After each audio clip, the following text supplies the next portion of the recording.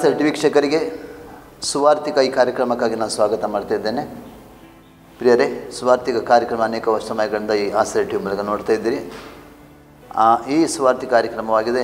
ಸೇವಕರು ಸೇವೆ ಮಾಡುವಂಥ, ಕ್ರಿಸ್ತನ ಸೇವೆ ಮಾಡುವಂಥ ಸೇವಕರ ವಿಷಯದಲ್ಲಿ ತಿಳಿದುಕೊಳ್ಳುವಂಥ ಸುವಾರ್ತಿಕ ಸೇವೆಯಾಗಿದೆ. ಅನೇಕರು ನಾವು ಈಗ ದಿನಗಳಲ್ಲಿ ನೋಡ್ತೇವೆ, ಅಂದರೆ ಸೇವೆಗಾಗಿ ಬರುವಂಥ ಈ ಸೇವಕರನ್ನು ವಿವಿಧ ರೀತಿಯಲ್ಲಿ ಜನರು ಗೇಲಿ ಮಾಡುವುದನ್ನು ನೋಡ್ತೇವೆ. ಅಂದರೆ ಹೊಟ್ಟೆಪಾಡಿಗಾಗಿ ಹೋಗ್ತಾರೆ ಅಥವಾ ಬೇರೆ ಬೇರೆ ರೀತಿಯಲ್ಲಿ ಒಂದು ಸಂಶಯ ದೃಷ್ಟಿ ಸುವಾರ್ತಿಕರ ಮೇಲೆ ಇದೆ. ಇವತ್ತು ನಮ್ಮ ಮಧ್ಯದಲ್ಲಿ ಭದ್ರಾವತಿಯಲ್ಲಿ ಸೇವೆ ಮಾಡುವಂಥ pastor Simon Zoho Nissi church ministry ಅವರದ್ದಾಗಿದೆ. ನಮ್ಮ ಮಧ್ಯದಲ್ಲಿದ್ದರೆ ಅವನು ಯೇಸು ಕ್ರಿಸ್ತನ ನಾಮದಲ್ಲಿ ಹಾಗೂ ಆಸ್ತಿರೇಟಿ ಪರವಾಗಿ ಹಾಗೂ ವೀಕ್ಷಕ ಪರವಾಗಿ ನಾನು ಸ್ವಾಗತ ಮಾಡ್ತೇನೆ. ಪಾಸ್ಟರ್, ನಮ್ಮ ಮಧ್ಯದಲ್ಲಿ ನಮಗೆ ತುಂಬ ಸಂತೋಷವಾಗಿದೆ. ಪಾಸ್ಟರ್, ನೀವು ಯಾವ ಊರಿನವರು ಪಾಸ್ಟರ್? ನಾವು ಆ್ಯಕ್ಚುಲಿ ಭದ್ರಾವತಿಯಲ್ಲೇ ಹುಟ್ಟಿದ್ದು, ಬಟ್ ಒಂದು ಅಪ್ಪ 82 ಡೆತ್ ಆಗಿದ್ದರಿಂದ ತಮಿಳ್ನಾಡು ಸೆಟ್ಲ್ ಆಗಿದ್ವಿ. ಫಸ್ಟ್ ನೀವು ಕರ್ನಾಟಕದಿಂದ ಹುಟ್ಟಿ ತಮಿಳ್ನಾಡಿಗೆ ಹೋದ್ರಿ. ಹೌದು. ತಮಿಳ್ನಾಡಿನಲ್ಲಿ ವಿದ್ಯಾಭ್ಯಾಸ ಅಲ್ಲಿ ಎಲ್ಲಿ ಆಯಿತು ಫಸ್ಟ್?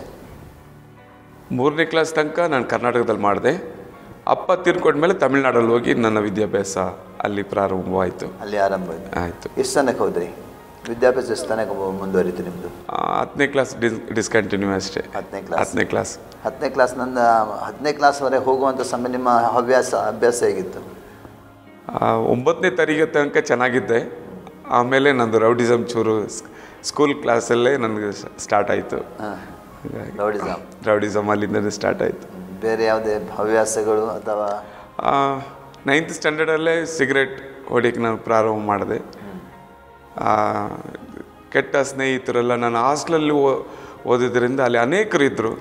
ಅವರ ಗುಣಾತಿಶಯಗಳು ನನ್ನಲ್ಲಿ ಅದನ್ನು ಅಪ್ಸೆಟ್ ಮಾಡಿಕೊಂಡೆ. ಅವ್ರ ಹತ್ರಿಂದ ನಾನು ತಗೊಂಡೆ. ಮತ್ತು 10th ಆದ ನಂತರ ಏನು ಮಾಡಿದ್ರಿ? 10th ಡಿಸ್ಕಂಟಿನ್ಯೂ, ಯಾಕಂದರೆ ನನಗೆ 2 ಆಸೆ ಇತ್ತು, ಹಂಗಾಗಿ ಅದನ್ನು ಮಾಡಿದೆ.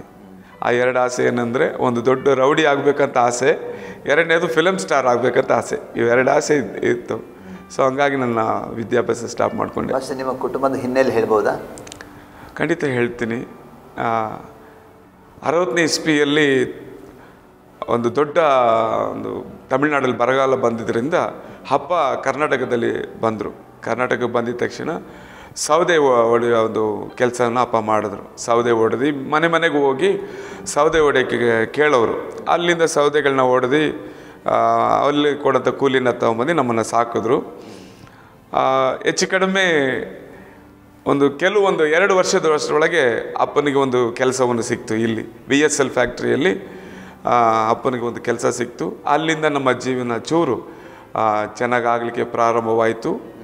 ಜೊತೆಗೆ ಹುಟ್ಟಿದವರು 6 ಜನ. 7 ಜನದಲ್ಲಿ ಒಬ್ಬರು ತೀರ್ಕೊಂಡ್ರು. 6 ಜನ, ಅದರಲ್ಲಿ 4 ಹೆಣ್ಮಕ್ಳು, 2 ಗಂಡು ಮಕ್ಕಳು.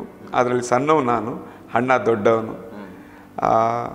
ಹೆಚ್ಚು ಕಡಿಮೆ 1982ರಲ್ಲಿ ಅಪ್ಪ ತೀರ್ಕೊಂಡ್ರು. ಫಸ್ಟ್ ನಿಮ್ಮ ಕುಟುಂಬದ ಹಿನ್ನೆಲೆ ಯಾವ ಪಂಗಡದಿಂದ ರಕ್ಷಣೆಗೆ ಬಂದಿತ್ತು? ಹಿಂದೂದಲ್ಲಿದ್ವಿ. ಫಸ್ಟ್ ಈಗ ನೀವು ತಮಿಳ್ನಾಡಿಗೆ ಹೋಗಿ ಇದೆಲ್ಲ ಆಯಿತು. ನೆಕ್ಸ್ಟ್ ಈಗ ನೀವು ಸ್ಕೂಲ್ ಬಿಟ್ಟ ನಂತರ ಏನು ಮಾಡಲಿಕ್ಕೆ ಪ್ರಾರಂಭ ಮಾಡಿದ್ರಿ? ಸ್ಕೂಲ್ ಬಿಟ್ಟ ತನಕ ಪೋಲಿ ಹುಡುಗರ ಜೊತೆಗೆ ಸೇರಿ ಅಷ್ಟೇ ಕೆಲಸಕ್ಕೇನು ಹೋಗಲಿಲ್ಲ. ಒಂದು 2 ವರ್ಷ ಆದಮೇಲೆ ನಾನು ಕೆಲಸಕ್ಕೆ ಹೋಗೋಕ್ಕೆ ಪ್ರಾರಂಭ ಮಾಡಿದೆ. ಆ್ಯಕ್ಚುಲಿ ನಾನು ವೆಲ್ಡರ್ ವೆಲ್ಡಿಂಗ್ ಕಲ್ತ್ರಿ? ವೆಲ್ಡಿಂಗ್ ಕಲಿತೆ. ಗ್ಯಾಸ್ ಕಟ್ಟಿಂಗ್, ಫಿಟ್ಟಿಂಗ್ ಇದೆಲ್ಲ ಕಲಿತೆ. ರಾಣಿಪೇಟೆಯಲ್ಲಿ, ತಮಿಳ್ನಾಡು ರಾಣಿಪೇಟೆ. ಎಷ್ಟು ವರ್ಷ ತಮಿಳ್ನಾಡಿನಲ್ಲಿ ಇದ್ರಿ ನೀವು? 2000ವರೆಗೂ ನಾನು ತಮಿಳ್ನಾಡಲ್ಲಿದ್ದೆ. ಫಸ್ಟ್ ನೀವು ಕ್ರಿಸ್ತನನ್ನು ಕಂಡುಕೊಳ್ಬೇಕಾದ್ರೆ ಏನು ಕಾರಣ ಇತ್ತು? ನಿಜ ಹೇಳ್ಬೇಕಂದ್ರೆ ನಮ್ಮ ತಾಯಿಯ ಕಣ್ಣೀರ ಪ್ರಾರ್ಥನೆ. ನೀವು ಅಲ್ಲ, ಕ್ರಿಸ್ತನನ್ನು ನಿಮ್ಮ ತಾಯಿ ಕಂಡುಕೊಂಡಿದ್ರ? ನಮ್ಮ ತಾಯಿ ಕಂಡುಕೊಂಡ್ರು. ಯಾವಾಗ ಕಂಡುಕೊಂಡಿದ್ರು? ನಮ್ಮ ತಾಯಿಗೆ ಒಂದು ಅಭ್ಯಾಸ ಆಯಿತು. ಮೂಗಿನಿಗೆ ನೆಸಪುಡಿ ಹಾಕ್ತಾರಲ್ಲ, ಆ ಪುಡಿ ಆಗ್ತಾಯಿತ್ತು. ನಾವು ಸಣ್ಣವಾಗಿ ಇರುವಾಗ ಸಮಯದಲ್ಲಿ ಏಸು ಬಿಡಿಸುತ್ತಾನೆ, ಏಸು ಕರೆಯುತ್ತಾನೆ, ಈ ಹಾಡುಗಳನ್ನ ಅಮ್ಮ ರೇಡಿಯೋ ಮೂಲಕ ಕೇಳ್ತಾಯಿದ್ರು. ಆ ರೇಡಿಯೋ ಮುಖಾಂತರ ಬಂದಂಥ ಸುವಾರ್ತೆ DJ ದಿನಕರನ್ ಅವರ ಮುಖಾಂತರ ಯೇಸು ಸ್ವಾಮಿನ ಕಂಡುಕೊಂಡ್ರು. 3 ವರ್ಷ ಅಮ್ಮನಿಗೆ ಬಿಡದೇ ಇರುವಂಥ ಡಿಸೆಂಟ್ರಿ ಇತ್ತು. ಅದು ಒಂದು ಮಾಟ ಮಂತ್ರದ ಶಕ್ತಿಯಿಂದ ನಮ್ಮ ತಾಯಿಗೆ ಹಂಗೆ ಮಾಡಿದರು. ಎಲ್ಲ ಹಾಸ್ಪಿಟ್ಲಿಗೂ ತೋರಿಸಿನೂ 3 ವರ್ಷ ಅದು ನಿಂತಿಲ್ಲ. ಕೊನೆಗೆ ಯೇಸು ಬಿಡಿಸುತ್ತಾನೆ ರೇಡಿಯೋ ಮುಖಾಂತರ ಶಬ್ದವನ್ನು ಕೇಳಿ ಆ ಲೆಟ್ರ್ ಬರೆದು ಹಾಕಿದ್ರು ಅಮ್ಮ. ಆ ಲೆಟ್ರ್ ಬರೆದು ತಲುಪೋಷ್ಟರೊಳಗೆ ಅಮ್ಮನಿಗೆ ಬಿಡುಗಡೆ ಆಯಿತು. 3 ವರ್ಷದ ಒಂದು ಡಿಸೆಂಟ್ರಿ ಬಿಡುಗಡೆ ಆಯಿತು. ಅಲ್ಲಿಂದ ಯೇಸು ಸ್ವಾಮಿನ ತಾಯಾರು ಕಂಡುಕೊಂಡ್ರು. ಅಲ್ಲಿಂದ ಎಲ್ಲಿ ಚರ್ಚಿಗೆ ಹೋಗ್ಲಿಕ್ಕೆ ಪ್ರಾರಂಭ ಮಾಡಿದ್ರ? ವೆನ್ಸ್ ಮೆಮೋರಿಯಲ್ ಚರ್ಚ್ ಅಂತ ಭದ್ರಾವತಿಯಲ್ಲಿದೆ, ಅಲ್ಲಿ ಹೋಗ್ಲಿಕ್ಕೆ ಪ್ರಾರಂಭ ಮಾಡಿದ್ವಿ. ಅಂದರೆ ನೀವು ಅಮ್ಮ ಕಂಡುಕೊಳ್ಳುವಾಗ ನೀವು ಇಲ್ಲಿ ಭದ್ರಾವತಿಯಲ್ಲಿದ್ದೀವಿ. ಭದ್ರಾವತಿಯಲ್ಲಿ ಅಮ್ಮ ಕಂಡುಕೊಂಡ ನಂತರ ನೀವು ಹೇಗೆ ಅಮ್ಮ ಕಂಡುಕೊಂಡಾಗ ನಿಮ್ಮ ಕುಟುಂಬದವರು ಅಥವಾ ನಿಮ್ಮ ಯಾರು ಸಂಬಂಧವರು ಏನಾದರೂ ಸಮಸ್ಯೆ ಮಾಡಲಿಲ್ವಾ? ಸಮಸ್ಯೆ ನಮ್ಮ ಅಪ್ಪ ಅವ್ರ ಕಡೆಯಿಂದ ಸಮಸ್ಯೆ ಆಗಿತ್ತು. ಯಾಕಂದರೆ ಅವರೆಲ್ಲ ಹಿಂದೂ ವರ್ಗದಲ್ಲಿದ್ದರಲ್ಲ. ಅಪ್ಪ ಅಮ್ಮನಿಗೆ ಮದುವೆ ಆಗಿದ್ದು ಹಿಂದೂ ಇದರಲ್ಲೇ. ನೀನು ಈಗ ಹೋದಲ್ಲ, ಈ ಥರ ಆದಲ್ಲ ಅಂತ ಹೇಳಿ ಅಮ್ಮನಿಗೆ ಅಪ್ಪನಿಗೆ ತುಂಬ ಹಿಂಸೆ ಕೊಟ್ಟರು. ಬಟ್ ಅಪ್ಪ ಅದನ್ನು ಏನು ತಲೆ ಕೆಡಿಸ್ಕೊಳ್ದೆ ಅಮ್ಮನಿಗೆ ಸಪೋರ್ಟ್ ಮಾಡಿದ್ರು. ಅಮ್ಮ ಜೊತೆಗೆ ಅವರು ಸಭೆಗೆ ಬರೋಕ್ಕೆ ಪ್ರಾರಂಭ ಮಾಡಿದ್ರು. ಅಂದರೆ ನೀವು ಸಾಧಾರಣ ನಿಮ್ಮ ಕುಟುಂಬ ತಂದೆ ತಾಯಿಯೊಂದಿಗೆ ನೀವು ಸಭೆಗೆ ಬರಲಿಕ್ಕೆ? ಹೌದು ಹೌದು, ಪ್ರಾರಂಭ ಮಾಡಿದ್ವಿ. ಫಸ್ಟ್ ಮತ್ತು ನೀವು ಹೇಗೆ ಕ್ರಿಸ್ತನನ್ನು ಕಂಡುಕೊಂಡ್ರೆ? ಅಂದರೆ ಅಮ್ಮ ಕಂಡುಕೊಂಡು ಸರಿ, ನಿಮಗೆ ಆಸಕ್ತಿ ಇತ್ತಾ ಅವಾಗ? ಆಸಕ್ತಿ ಇತ್ತು, ಬಟ್ ಲೋಕದ ಇಷ್ಟ.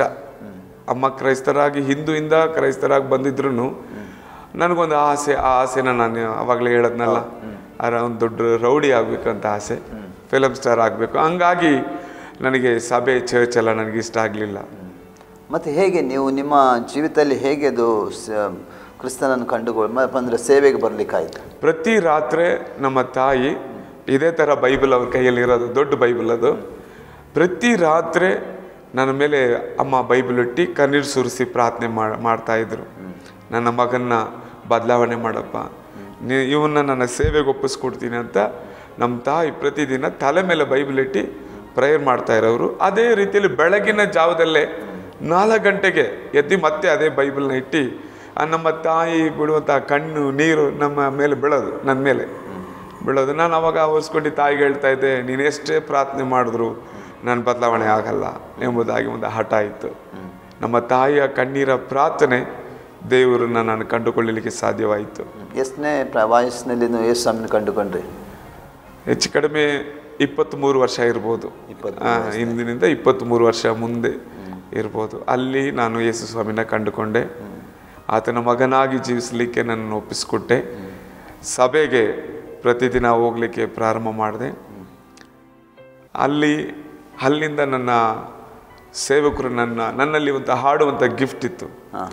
ಹಾಡುವಂಥ ಗಿಫ್ಟಿರ ಮುಖಾಂತರ ನೀನು ಹಾಡ್ಬೋದೆ ಅಂತ ಹೇಳಿ ನನ್ನ ಎಂಕರೇಜ್ ಮಾಡಿ, ನೀನು ಚೆನ್ನಾಗಿ ಹಾಡ್ತೀಯ ಅಂತೇಳಿ ಸೇವೆಗೆ ನೀನು ಬಾ ಎಂಬುದಾಗಿ ಅವರ ಮುಖಾಂತರ ನನ್ನ ಕರೆಯುವಿಕೆ ಬಂತು. ಅಂದರೆ ನೀವು ಈಗ ಯೇಸು ಸ್ವಾಮಿಯನ್ನು ಕಂಡುಕೊಳ್ಳುವ ಪ್ರಾರಂಭದಲ್ಲಿ ಕೆಲಸ ಏನಾದರೂ ಮಾಡ್ತಿದ್ದೀರಾ? ವೆಲ್ಡರ್ ಆಗಿದ್ದೆ ಅವಾಗ, ಕೆಲಸಕ್ಕೆ ಹೋಗ್ತಾ ಇದ್ದೆ. ಅಂದರೆ ನೀವು ವೆಲ್ಡರ್ ಆಗಿ ಕೆಲಸ ಮಾಡ್ತೀರಿ, ಹಾಗೇನೆ ಚರ್ಚಿಗೆ ಕೂಡ ಚರ್ಚಿಗೂ ಹೋಗ್ತಾ ಇದ್ದೆ. ಚರ್ಚಿನ ಸಮಯ ಚರ್ಚಿಗೆ ಬರ್ತಾ ಇದ್ದೆ? ಖಂಡಿತ ಹೋಗ್ತಾ ಇದ್ದೆ. ನಿಮಗೆ ಮತ್ತೆ ಹಾಡುವಂತ ಒಂದು ದೇವರು ವರ ಕೊಟ್ಟಿದ್ದಾರೆ. ಅದರ ಮೂಲಕ ನೀವು ಚರ್ಚ್ನಲ್ಲಿ ಹಾಡ್ತಿದ್ರಿ? ಚರ್ಚ್ನಲ್ಲಿ ಹಾಡಕ್ಕೆ ನನ್ನ ಮುಂದೆ ನಿಲ್ಲಿಸಿದ್ರು.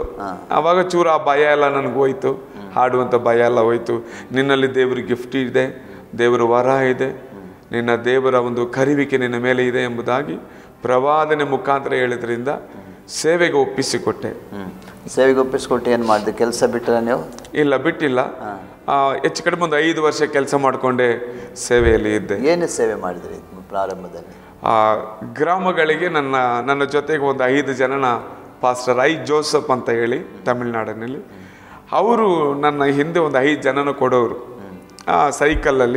ಸೈಕಲಲ್ಲಿ ಪಂಪ್ ಹೊಡಿಯೋದು, ಸೈಕಲ್ ಪಂಚರ್ ಟೂಲ್ಸು, ಮತ್ತು ಅದ್ರದ್ದು ಲಿವರ್ ಟ್ಯೂಬ್ ಬಿಚ್ಚೋದು, ಇದೆಲ್ಲ ನನ್ನ ಕೈಯಲ್ಲಿ ಕೊಟ್ಟು, ಅವಾಗೆಲ್ಲ ಹಾರನ್ ಇರೋದಲ್ಲ, ಹಾರನ್ ನನ್ನ ಕೈಯಲ್ಲಿ ಕೊಟ್ಟು ಡ್ರಮ್ಮು ಅದು ಕೊಟ್ಟು ತಗೊಂಡು ಯಾವುದಾದ್ರೂ ಒಂದು ವಿಲೇಜಿಗೆ ಹೋಗೋ ಅನ್ನೋರು. ನಮಗೆ ಹೆಚ್ಚು ಕಡಿಮೆ ಇಲ್ಲಿಂದ ನಮ್ಮ ಸಭೆಯಿಂದ ಒಂದು 20-25 ಕಿಲೋಮೀಟ್ರ್ ಆ ಕಡೆ ಹೋಗಿ ಒಂದೊಂದು ಮನೆಯಲ್ಲಿ ಕರೆಂಟ್ ಕೇಳ್ತಾ ಇದ್ವಿ. ಕರೆಂಟ್ ಕೊಡ್ರಿ ಅಮ್ಮ ಅಂತ. ಅವ್ರು ಕೇಳೋರು ಯಾಕೆ ಹಂಗನ್ನೋರು. ಇಲ್ಲ, ಯೇಸು ಸ್ವಾಮಿ ಬಗ್ಗೆ ಹೇಳುವಾಗ ಅವರು ಒಂಥರ ಭಿಕ್ಷಕರ ರೀತಿಯಲ್ಲಿ, ಹೋಗ್ರಿ ನಿಮಗೆ ಬೇರೆ ಕೆಲಸ ಇಲ್ಲ ಎಂಬುದಾಗಿ ಒಂಥರ ಹಿಯಾಳಿಡ್ಸೋರು, ಗೇಲಿ ಮಾಡೋರು.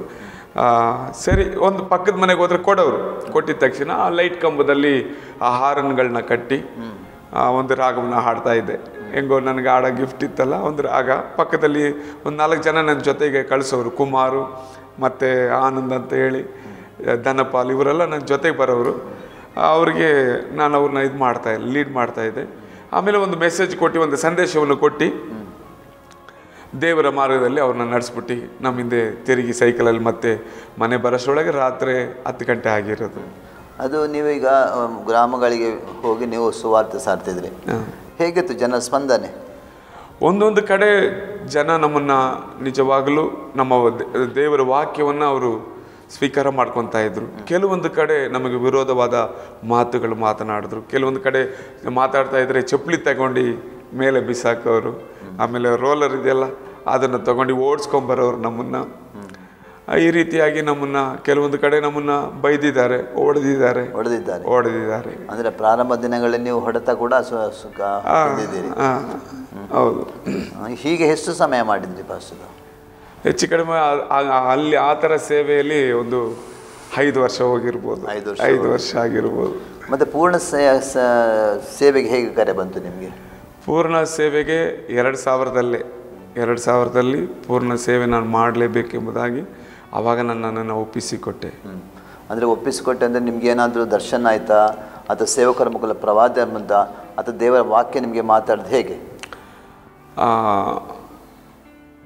ಎರಡನೇದು ಈ ಪಾಲ್ ದಿನಗರ್ ಅವ್ರ ಮುಖಾಂತರ ಟಿ ವಿ ಚಾನಲ್ ಮುಂದೆ ನಾನು ಕೂತಿದ್ದೀನಿ. ಟಿ ವಿ ಚಾನಲ್ ಕೂತಿದ್ದಾಗ ಕೆಲಸ ಮಾಡ್ಬೋದು ಬಂದು ಕೂತಿದ್ದೀನಿ. ಯಾಕಂದರೆ ಅವಾಗ ಸೇವೆನೂ ಇತ್ತು, ಕೆಲಸನೂ ಮಾಡ್ತಾಯಿದ್ದೆ. ಹಂಗಾಗಿ ಬಂದು ಕೂತಿದ್ದೆ. ಅವಾಗ ಅವರು ಸಿಮೋನ್ ಅಂತ ಒಂದು ಹೆಸರು, ನಾನು ಅಂದ್ಕೊಂಡೆ 1000 ಜನನ ಕರಿತಾ ಇದ್ದಾರೆ, ಎಷ್ಟೋ ಸಿಮೋನ್ ಇರ್ಬೋದು, ನಾನಲ್ಲ ಎಂಬುದಾಗಿ. ತಕ್ಷಣ ಅವ್ರ ಮುಖಾಂತರ ಮತ್ತೊಂದು ಸಲ ಯಾರು ಅಂತ ಹೇಳ್ತಾ ಇದೆಯಲ್ಲ ಅದು ನೀನೇ, ನಿನ್ನನ್ನೇ ದೇವರು ಸೇವಕನಾಗಿ ಉಪಯೋಗಿಸ್ತಾ ಇದ್ದಾರೆ ಎಂಬುದಾಗಿ ಅಲ್ಲಿ ಕರೆವೇಕೆ ಬಂದಿದ್ದರಿಂದ ಆ ಕ್ಷಣವೇ ನನ್ನನ್ನು ನಾನು ಒಪ್ಪಿಸಿಕೊಟ್ಟು ಸಂಪೂರ್ಣವಾಗಿ ಸೇವೆಗೆ ನಾನು ಬಂದೆ. ಎಲ್ಲಿ ಸೇವೆಗೆ ಬಂದೆ? ನಿಮ್ಮ ಅದೇ ಸಭೆಗೆ ಬಂದರೆ ಅಲ್ಲಿ ಹೇಗೆ ಮಾಡಿ? ಅದೇ ಸಭೆಯಲ್ಲಿ ಪ್ರಿನ್ಸ್ ಆಫ್ ಪೀಸ್ ಸಮಾಧಾನ ಪ್ರಭು ಸಭೆ ಅಂತ ಹೇಳಿ ಆ ಸಭೆಯಲ್ಲೇ ಅಲ್ಲೇ ನನಗೊಂದು ಸ್ಥಳ ಕೊಟ್ಟರು. ವೆಪ್ಪಾಲೆ ಅಂತ ಒಂದು ವಿಲೇಜು, ಹೆಚ್ಚು ಕಡಿಮೆ ಬಸ್ ಸ್ಟ್ಯಾಂಡಿಂದ 7 ಕಿಲೋಮೀಟ್ರ್ ಒಳಗೆ ನಡ್ಕೊಂಡು ಹೋಗಬೇಕು. ನಡ್ಕೊಂಡು ಹೋಗಿ ನಾನು ಅಲ್ಲಿ ಸೇವೆಯಲ್ಲಿ ಒಂದು 3 ವರ್ಷ ಒಂದು ಸಭೆಯಲ್ಲಿ ನಾನು ಮಾಡ್ತಾಯಿದ್ದೆ. ಅಂದರೆ ಈ ನೀವು ಪ್ರಾರಂಭದಲ್ಲಿ ಹೋಗುವಂಥ ಸಭೆ ಇತ್ತಲ್ಲ, ಆ ಸಭೆಗೆ ನೀವು ಸತತವಾಗಿ ಹೋಗ್ತಿದ್ರಿ? ಹೌದು. ಅದೇ ಸಭೆ, ಮಾತೃ ಸಭೆಗೆ? ಹೌದು. ಅಲ್ಲಿಂದಲೇ ನೀವು ಬೇರೆ ಕಡೆ ಕೆಲಸ ಸೇವೆಗೆ ಕಳಿಸಿದ್ರು ಅವರು? ಇಲ್ಲ, ನನಗೆ ಅಂತ ಪ್ರತ್ಯೇಕವಾಗಿ ಒಂದು ಸಭೆಯನ್ನು ಕೊಟ್ಟಿದ್ರು. ಯಾರು ಕೊಟ್ಟಿದ್ರು? Pastor I Joseph. ಅಂದರೆ ಅದೇ ಸಭೆ ಅವರೇ. ಈ ನೀವು ಅಲ್ಲಿ ಸೇವೆಗೆ ಹೋಗೋದಕ್ಕೆ ಮುಂಚೆ ಈ ಸೇವಕರ ಅಡಿಯಲ್ಲೇ ನೀವು ಸೇವೆ ಮಾಡ್ತಾ ಇದ್ವಿ. ಅವರ ಅಡಿಯಲ್ಲೇ, ಅವರ ಅಡಿಯಲ್ಲೇ, ಅವರ ಮೂಲಕ ನೀವು ಕಲಿಸಲ್ಪಟ್ರಿ. ಎಸ್, ನಿಜ. ಅವ್ರ ಮುಖಾಂತರ 5 ವರ್ಷ ಅವರ ಕೆಳಗೆ ನೀವು ಸೇವೆ ಮಾಡಿದ್ದೀರಿ. ನಂತರ ಅವರ ಮೂಲಕ ಬೇರೆ ಕಡೆ ಒಂದು ಸಭೆ, ನೆಲೆಯಾದ ಒಂದು ಸಭೆ ಕೊಟ್ಟರು. ಹಾಗೆ ನೀವು ಹೋಗಿ ಸೇವೆ ಪ್ರಾರಂಭ ಮಾಡಿದ್ರಿ. ನೀವು ಸೇವೆ ಪ್ರಾರಂಭ ಅಂದ್ರೆ ನಿಮ್ಗೆ ಮದುವೆ ಆಗಿತ್ತಾ? ಅದೇ ಒಂದು ಸಭೆ ಕೊಟ್ಟಾಗ ನನಗೆ ಮದುವೆ ಆಗಿತ್ತು. ಅದಕ್ಕಿಂತ ಮುಂಚೆ ಮದುವೆ ಆಗಿಲ್ಲ. ಅಂದ್ರೆ ನೀವು ಮಾತೃ ಸಭೆಯಲ್ಲಿರುವಾಗ ನನಗೆ ಮದುವೆ ಆಗುವ ತನಕ ನನಗೆ ಮದುವೆ ಆಗೋಕ್ಕಿಂತ ಮುಂಚೆ ನನಗೆ ಸಭೆ ಕೊಟ್ಟಿಲ್ಲ. ವಿಲೇಜ್ ಸೇವೆ ಮಾಡ್ತಾ ಇದ್ದೆ, ಗ್ರಾಮ ಸೇವೆ. ಯಾವಾಗ ನನಗೆ ಮದುವೆ ಆಯಿತೋ ಆವಾಗ ನನಗೆ ಒಂದು ಸಭೆಯನ್ನು ನೆಲೆಯಾಗಿ ಕೊಟ್ಟರು. ಯಾಕಂದರೆ ಪಾಪು ಬೇರೆ ಇತ್ತು, ಪಾಪು ನೋಡ್ಕೋಬೇಕಾಯ್ತು ಮಗಳನ್ನ. ಹಾಗಾಗಿ ನನಗೊಂದು ನೆಲೆಯಾದ ಒಂದು ಸಭೆಯನ್ನು ಕೊಟ್ಟರು. ಅಷ್ಟೇ. ನೀವು ಈಗ ಮದುವೆಯನ್ನು ಹೇಗೆ ನಡೆಯಿತು ನಿಮ್ಮದು? ಮದುವೆ ಅದೊಂದು ಆಶ್ಚರ್ಯನೇ. ಯಾಕಂದರೆ ತಾಯಿಯ ದರ್ಶನ, ತಾಯಿ ಒಂದು ನನಗೆ ಈ ಮಗಳು ನನಗೆ ಬಿತ್ತು. ಬಟ್ ನಾನು ಲೋಕದ ಕಡೆಗೆ ನಾನು ಇದ್ದಿದ್ದರಿಂದ ನನ್ನ ಆಸೆಗಳೆಲ್ಲ ಬೇರೆ ಇತ್ತು. ಆವಾಗ ನನ್ನ ತಾಯಿ, ನಾನು ಒಬ್ಬಳನ್ನ ಮಗಳನ್ನ ನಾನು ದರ್ಶನದಲ್ಲಿ ಕಂಡೆ. ಆ ಮಗಳನ್ನ ನಾನು ಹೋಗಿ ಕೇಳ್ತೀನಿ ಅಂತ ಹೇಳಿದ್ರು. ನಮ್ಮ ತಾಯಿ ಕೇಳಿದಾಗ ನಾನಂದೆ, ಆಯ್ತಮ್ಮ, ನೀನು ಹೇಗೆ ನೋಡ್ತೀಯೋ ಅದನ್ನೇ ನಾನು ಮದುವೆ ಹಾಕೋತೀನಿ. ಅದು ಕಣ್ಣಿಲ್ಲಾದರೂ ಸರಿ, ಕೈ ಇಲ್ಲಾದರೂ ಸರಿ, ಅದು ಕುಂಟಿಯಾಗಿದ್ದರೂ ಸರಿ, ಅದು ಕುರುಡಿಯಾಗಿದ್ದರೂ ಸರಿ, ಅದು ಕಿವುಡಾಗಿದ್ದರೂ ಸರಿ, ಅಮ್ಮ ನೀನು ತೋರಿಸೋ ಹುಡುಗಿನ ನಾನು ಮದುವೆ ಆಗ್ತೀನಿ ಅಂತ ಹೇಳಿದ್ದೆ. ಅದೇ ರೀತಿಯಲ್ಲಿ ಪಾಸ್ಟರ್ ಚಕ್ರವರ್ತಿ ಅಂತ ಇದ್ದಾರೆ, ಅವರ ಅಣ್ಣನ ಮಗಳನ್ನ ಮದುವೆ ಮಾಡ್ಕೊಳ್ಳುವಂಥ ದೇವರು ಕೃಪೆ ಕೊಟ್ಟರು. ನನ್ನ ಹೆಂಡತಿ ಹೆಸರು ಕೃಪಾ ಮೇರಿ. ಅವರು ಕೂಡ ರಕ್ಷಣೆಯಲ್ಲಿ ಇದ್ರು. ಅವರು ಏನಾದ್ರು ಸೇವೆಯಲ್ಲಿದ್ರ ಸಮಯದಲ್ಲಿ? ಸೇವೆಯಲ್ಲಿ ಇದ್ದಿಲ್ಲ, ಬಟ್ ಅವರು ತಂದೆ ಚಿಕ್ಕಪ್ಪ ಸೇವೆಯಲ್ಲಿದ್ದ ಜೊತೆಗೆ ಸಂಡೇ ಕ್ಲಾಸ್ ಅದು ಇದು ನಡೆಸ್ತಾ ಇದ್ರು ಅವರು. ಸೇವೆ ಮಾಡುವಂತ ಒಂದು ಅನುಭವ ಅವರಿಗೆ ಕೂಡ ಇತ್ತು? ಇತ್ತು. ಎಲ್ಲಿ ನಿಮ್ಮ ಮದುವೆ ನಡೀತು? ಭದ್ರಾವತಿಯಲ್ಲಿ. ನಾನು ತಮಿಳ್ನಾಡೆ, ಹುಡುಗಿ ಭದ್ರಾವತಿ. ಹಾಗಾಗಿ ನನಗೆ ಭದ್ರಾವತಿಯಲ್ಲೇ ಪಾಸ್ಟರ್ ಚಕ್ರವರ್ತಿ ಪಾಸ್ಟರ್ ಮುಖಾಂತರನೇ ನನಗೆ ಮದುವೆ ಆಯಿತು. ಈಗ ನೀವು ಸೇವೆಗೆ ಬಂದಿರಲ್ಲ ಪಾಸ್ಟೆ, ನಿಮ್ಮ ಕುಟುಂಬ ಮನೆ ತಾಯಿ ಎಲ್ಲ ನಿಮಗೆ ಪೂರ್ಣ ಸಹಕಾರ ಇತ್ತು? ಎಲ್ಲರ ಸಹಕಾರ ನನಗಿತ್ತು. ಎಲ್ಲರೂ ನನಗೋಸ್ಕರನೇ ಪ್ರಾರ್ಥನೆ ಮಾಡ್ತಾಯಿದ್ರು. ಪಾಸ್ಟೆ, ಇದರ ಮಧ್ಯೆ ನಾವು ಪ್ರಶ್ನೆ ಕೇಳ್ತೇನೆ, ನೀವು ಈ ಸತ್ಯವೇದ ಶಾಲೆಗೆ ಏನಾದರೂ ಹೋಗಿದ್ದೀರಾ? ಕರಿವಿಕೆ ಬಂತು, ಆದರೆ ಹೋಗಲಿಲ್ಲ. ಏನು ಕರಿವಿಕೆ ಬಂತು ಬೈಬಲ್ ಕಾಲೇಜಿಗೆ. ನನಗೆ ಹೋಗ್ಲಿಕ್ಕೆ ಇಷ್ಟ ಇಲ್ಲ. ಯಾಕಂದರೆ ಅಷ್ಟರೊಳಗೆ ಮದುವೆ ಆಯಿತು, ಮಕ್ಕಳನ್ನ ನೋಡಬೇಕಾಗಿತ್ತು. ಹಾಗಾಗಿ ನಾನು ಅಲ್ಲಿಗೆ ಹೋಗ್ಲಿಕ್ಕೆ ನನ್ನ ಕೈಯಲ್ಲಿ ಸಾಧ್ಯವಾಗಲಿಲ್ಲ. ಓಕೆ, ನಿಮ್ಮ ಸ್ವಂತ ಸಭೆ ಪ್ರಾರಂಭ ಮಾಡಿ ನೀವು ಸೇವೆ ಪ್ರಾರಂಭ ಮಾಡಿದ್ರಿ. ಹೇಗಿತ್ತು ನಿಮ್ಮ ಪ್ರಾರಂಭದ ಸೇವಾ ಜೀವಿತ? ನಿಜವಾಗಲೂ ಹೇಳ್ಬೇಕಂದ್ರೆ ಒಂದು ದೊಡ್ಡ ಸಂತೋಷ ಒಂದು ಕಡೆ ಇದ್ರೂ, ಒಂದು ಕಡೆ ಲೋಕದ ಆಸೆನೂ ಜೊತೆಗೆ ಇತ್ತು. ನನ್ನ ಸ್ನೇಹಿತರೆಲ್ಲ ಚೆನ್ನಾಗಿದ್ದಾರಲ್ಲ, ಅವರೆಲ್ಲ ಈಗ ಫ್ರೀಡಮಲ್ಲಿ ಓಡಾಡ್ತಾ ಇದ್ದಾರೆ. ನನ್ನನ್ನು ನನ್ನ ತಾಯಿ ಈ ರೀತಿ ಸೇವಕನಾಗಬೇಕು, ಒತ್ತಡ, ಸೇವೆ ಮಾಡಬೇಕು, ನಿನ್ನ ಸೇವೆ ಮೇಲೆ ನಿನ್ನ ಕರಿವಿಕೆ ಇದೆ, ನೀನು ಸೇವೆಗೆ ಹೋಗಲೇಬೇಕು ಅಂತ ಹೇಳಿ ನನ್ನ ತಾಯಿ ಒತ್ತಡ ಒಂದು ಕಡೆ ಇತ್ತು. ಒಂದೊಂದು ದಿನ ಸಂತೋಷವಾಗಿ ಸೇವೆ ಮಾಡ್ತಾಯಿದ್ದೆ. ಒಂದು ಕಡೆ ಬೇಕಾಬಿಟ್ಟು ಲೋಕದ ಕಡೆಯೂ ಚೂರು ಆಸೆಗಳು, ಆಕಾಂಕ್ಷೆಗಳು ಅವೆಲ್ಲ ಇತ್ತು. ಬಟ್ ತದನಂತರ ಒಂದು 5 ವರ್ಷ ಆದಮೇಲೆ ವಾಕ್ಯಗಳನ್ನ ಕೇಳ್ತಾ ಸೇವೆಯನ್ನು ಮಾಡ್ತಾ ಅನೇಕರ ಸೇವಕರ ಸಾಕ್ಷಿಗಳನ್ನು ಕೇಳಿ ನನ್ನನ್ನು ದೇವರಿಗೆ ನನ್ನ ಒಪ್ಪಿಸಿಕೊಡ್ತಾ ನಾನು ಬಂದೆ ನನ್ನ ಸೇವೆಯಲ್ಲಿ. ಅಷ್ಟೇ, 5 ವರ್ಷಗಳ ಕಾಲ ಒಬ್ಬ ಸೇವಕರ ಅಡಿಯಲ್ಲಿ ನೀವು ಸೇವೆ ಮಾಡಿದ್ದೀರಿ. ನಿಮಗೆ ಅವರು ಒಂದು ಸ್ವಂತದ ಸಭೆಯನ್ನು ಒಪ್ಪಿಸಿಕೊಟ್ರು. ಅಲ್ಲಿ ಸೇವೆ ಮಾಡಲಿಕ್ಕೆ ಸುಲಭ ಆಯಿತಾ? ಇಲ್ಲ, ಖಂಡಿತ ಇಲ್ಲ. ಯಾಕಂದರೆ 4 ರೂಪಾಯಿ ಕಾಣಿಕೆ ಬರೋದು. ಅಲ್ಲಿ 1-2 ಕುಟುಂಬ ಇತ್ತು ಅಷ್ಟೇ. ಆಗಿನ ಇದಕ್ಕೆ 1997ರಲ್ಲಿ 4 ರೂಪಾಯಿ ಕಾಣಿಕೆ ಬರೋದು. ಆ 4 ರೂಪಾಯಿಗೆ 7 ಕಿಲೋಮೀಟ್ರ್ ನಡ್ಕೊಂಡು ಹೋಗಿ ಮತ್ತು 7 ಕಿಲೋಮೀಟ್ರ್ ನಡ್ಕೊಂಬರ್ಬೇಕು. ನನ್ನ ಮಗಳಿಗೆ ಅಂಗಡಿ, ಆ ಬಸ್ ಸ್ಟ್ಯಾಂಡ್ ಹತ್ರ ಒಂದು ಅಂಗಡಿ ಇರೋದು, ಬೋಟಿ ತಿನ್ನಬೇಕು ಅಂತ ಆಸೆ. ಆ 4 ರೂಪಾಯಿ ಇಟ್ಕೊಂಡು ಬಸ್ಸಿಗೆ ಹೋಗೋದಾ ಅಥವಾ ಬೋಟಿ ಇಸ್ಕೊಡೋದಾ, ಸಣ್ಣ ಮಗು ಅಲ್ವಾ ಅಂತ ಹೇಳಿ ತುಂಬ ಕಷ್ಟಕರವಾದ ಹಿಂಸೆ. ಯಾಕೆ ಈ ಸೇವೆಗೆ ನಾವು ಬಂದ್ವಿ ಎಂಬುದಾಗಿ ಅನೇಕ ಸಲ ದುಃಖಪಟ್ಟಿದ್ದು ಉಂಟು. ಸೇವೆ ಬೇಡ ಅಂತ ಹಿಂದೆ ಹೋಗುತ್ತ ಸಂದರ್ಭ ಉಂಟ? ಸೇವೆನೇ ಬೇಡ, ಇದು ಬೇಡವೇ ದೇವರಂತ ಹಿಂದೆ ಹೋದಂಥ ಅನುಭವಗಳಿದೆ. ಆ ರೀತಿಯಲ್ಲಿ ಅನುಭವ ಇದೆ. ಯಾಕಂದರೆ ಹಿಂಸೆಗಳನ್ನ ತಾಳಿಕೊಳ್ಳುವಂಥ ಶಕ್ತಿ ಇಲ್ಲ. ಏನು ಹಿಂಸೆ ಬಂತು ನಿಮಗೆ? ನಿಜ ಹೇಳ್ಬೇಕಂದ್ರೆ ಕೆಲಸ ಮಾಡ್ತಾ ಇದ್ದಾಗ ಚೆನ್ನಾಗಿದ್ರಿ. ಕೆಲಸವನ್ನು ಬಿಟ್ಟಿದ ಮೇಲೆ ಸೇವೆ ಅಂತ ಬಂದಿದ ತಕ್ಷಣ ಅನೇಕ ರೀತಿಯ ಆರ್ಥಿಕ ಸಹಾಯಗಳು ಬೇಕಾಗಿತ್ತು. ಮಗಳಿಗೆ ಅವಾಗವಾಗ ಹುಷಾರಿಲ್ಲದೆ ಆಗ್ತಾಯಿತ್ತು. ನಮ್ಮ ಹೆಂಡತಿಗೂ ಅವಾಗವಾಗ ಆರೋಗ್ಯ ಇಲ್ಲದೆ ಇರೋದ್ರಿಂದ ತುಂಬ ಕಷ್ಟಪಟ್ವಿ. ಸೇವೆಯಲ್ಲಿ ಕಾಣಿಕೆನೂ ಇಲ್ಲ. ಆ ಕಾಣಿಕೆ ಇಲ್ಲದೆ ಮನೆ ನಡೆಸೋಕ್ಕೂ ಆಗ್ತಾಯಿಲ್ಲ. ತುಂಬ ಕಷ್ಟ ಆಗ್ತಾಯಿತ್ತು. ಅಂದರೆ ಈ ಸೇವೆ ಸಮಯದಲ್ಲಿ ನಿಮ್ಮ ತನ್ನ ತಾಯಿಯೊಂದಿಗೆ ನೀವು ವಾಸ ಮಾಡ್ತಿದ್ರಾ? ತಾಯಿಯೊಂದಿಗೆ ಇದ್ವಿ, ತಾಯಿ ಜೊತೆಗೆ ಇದ್ವಿ. ಆದ್ರೂ ತಾಯಿ ನನಗೆ ಆದರಣೆ ಕೊಡ್ತಾಯಿದ್ರು. ಸೇವೆ ಅಂದರೆ ಹೀಗೆ ಮಗನೇ, ಸೇವೆ ಅಂದರೆ ಈ ಥರ ಉಪದ್ರವ ಇರುತ್ತೆ, ಕಷ್ಟ ಇರುತ್ತೆ, ತಾಳಿಕೊಳ್ಬೇಕು, ಪ್ರಾರ್ಥನೆ ಮಾಡು ಅಂತ ಹೇಳಿ ನನಗೆ ಒಂದು ಕಡೆ ಅವರು ಈ ರೀತಿಯಾದ ಒಂದು ಸಂತೋಷವಾದ ಮಾತುಗಳನ್ನು ತುಂಬಿದ್ರು. ನನಗೆ ಮಾಡಲಿಕ್ಕಂತ ಒಂದು ಶಕ್ತಿ ಬಲ ನನ್ನಲ್ಲಿ ಕಳ್ಕೊತಾ ಇದೆ. ತಾಯಿ ಕೇಳ್ತಿಲ್ವ, ಯಾಕಮ್ಮ ನನಗೆ ನೀವು ಸೇವೆಗೆ ನಡೆಸಿದಿರಿ ಅಂತ? ಖಂಡಿತ ಅನೇಕ ಸಲ ಕೇಳಿದ್ದೇನೆ, ಯಾಕಮ್ಮ ಒಪ್ಪಿಸಿಕೊಟ್ಟೆ ಎಂಬುದಾಗಿ ಅನೇಕ ಸಲ ತಾಯಿನ ಕೇಳಿದ್ದೇನೆ. ಆವಾಗ ತಾಯಿ ಹೇಳುವಂಥದ್ದು ಒಂದೇ ಒಂದು, ನಾನು ಹುಟ್ಟುವಾಗ ಒಂದು ತಾಯಿ ನನ್ನ ಮನೆಗೆ ಬಂದಿದ್ದಾರೆ.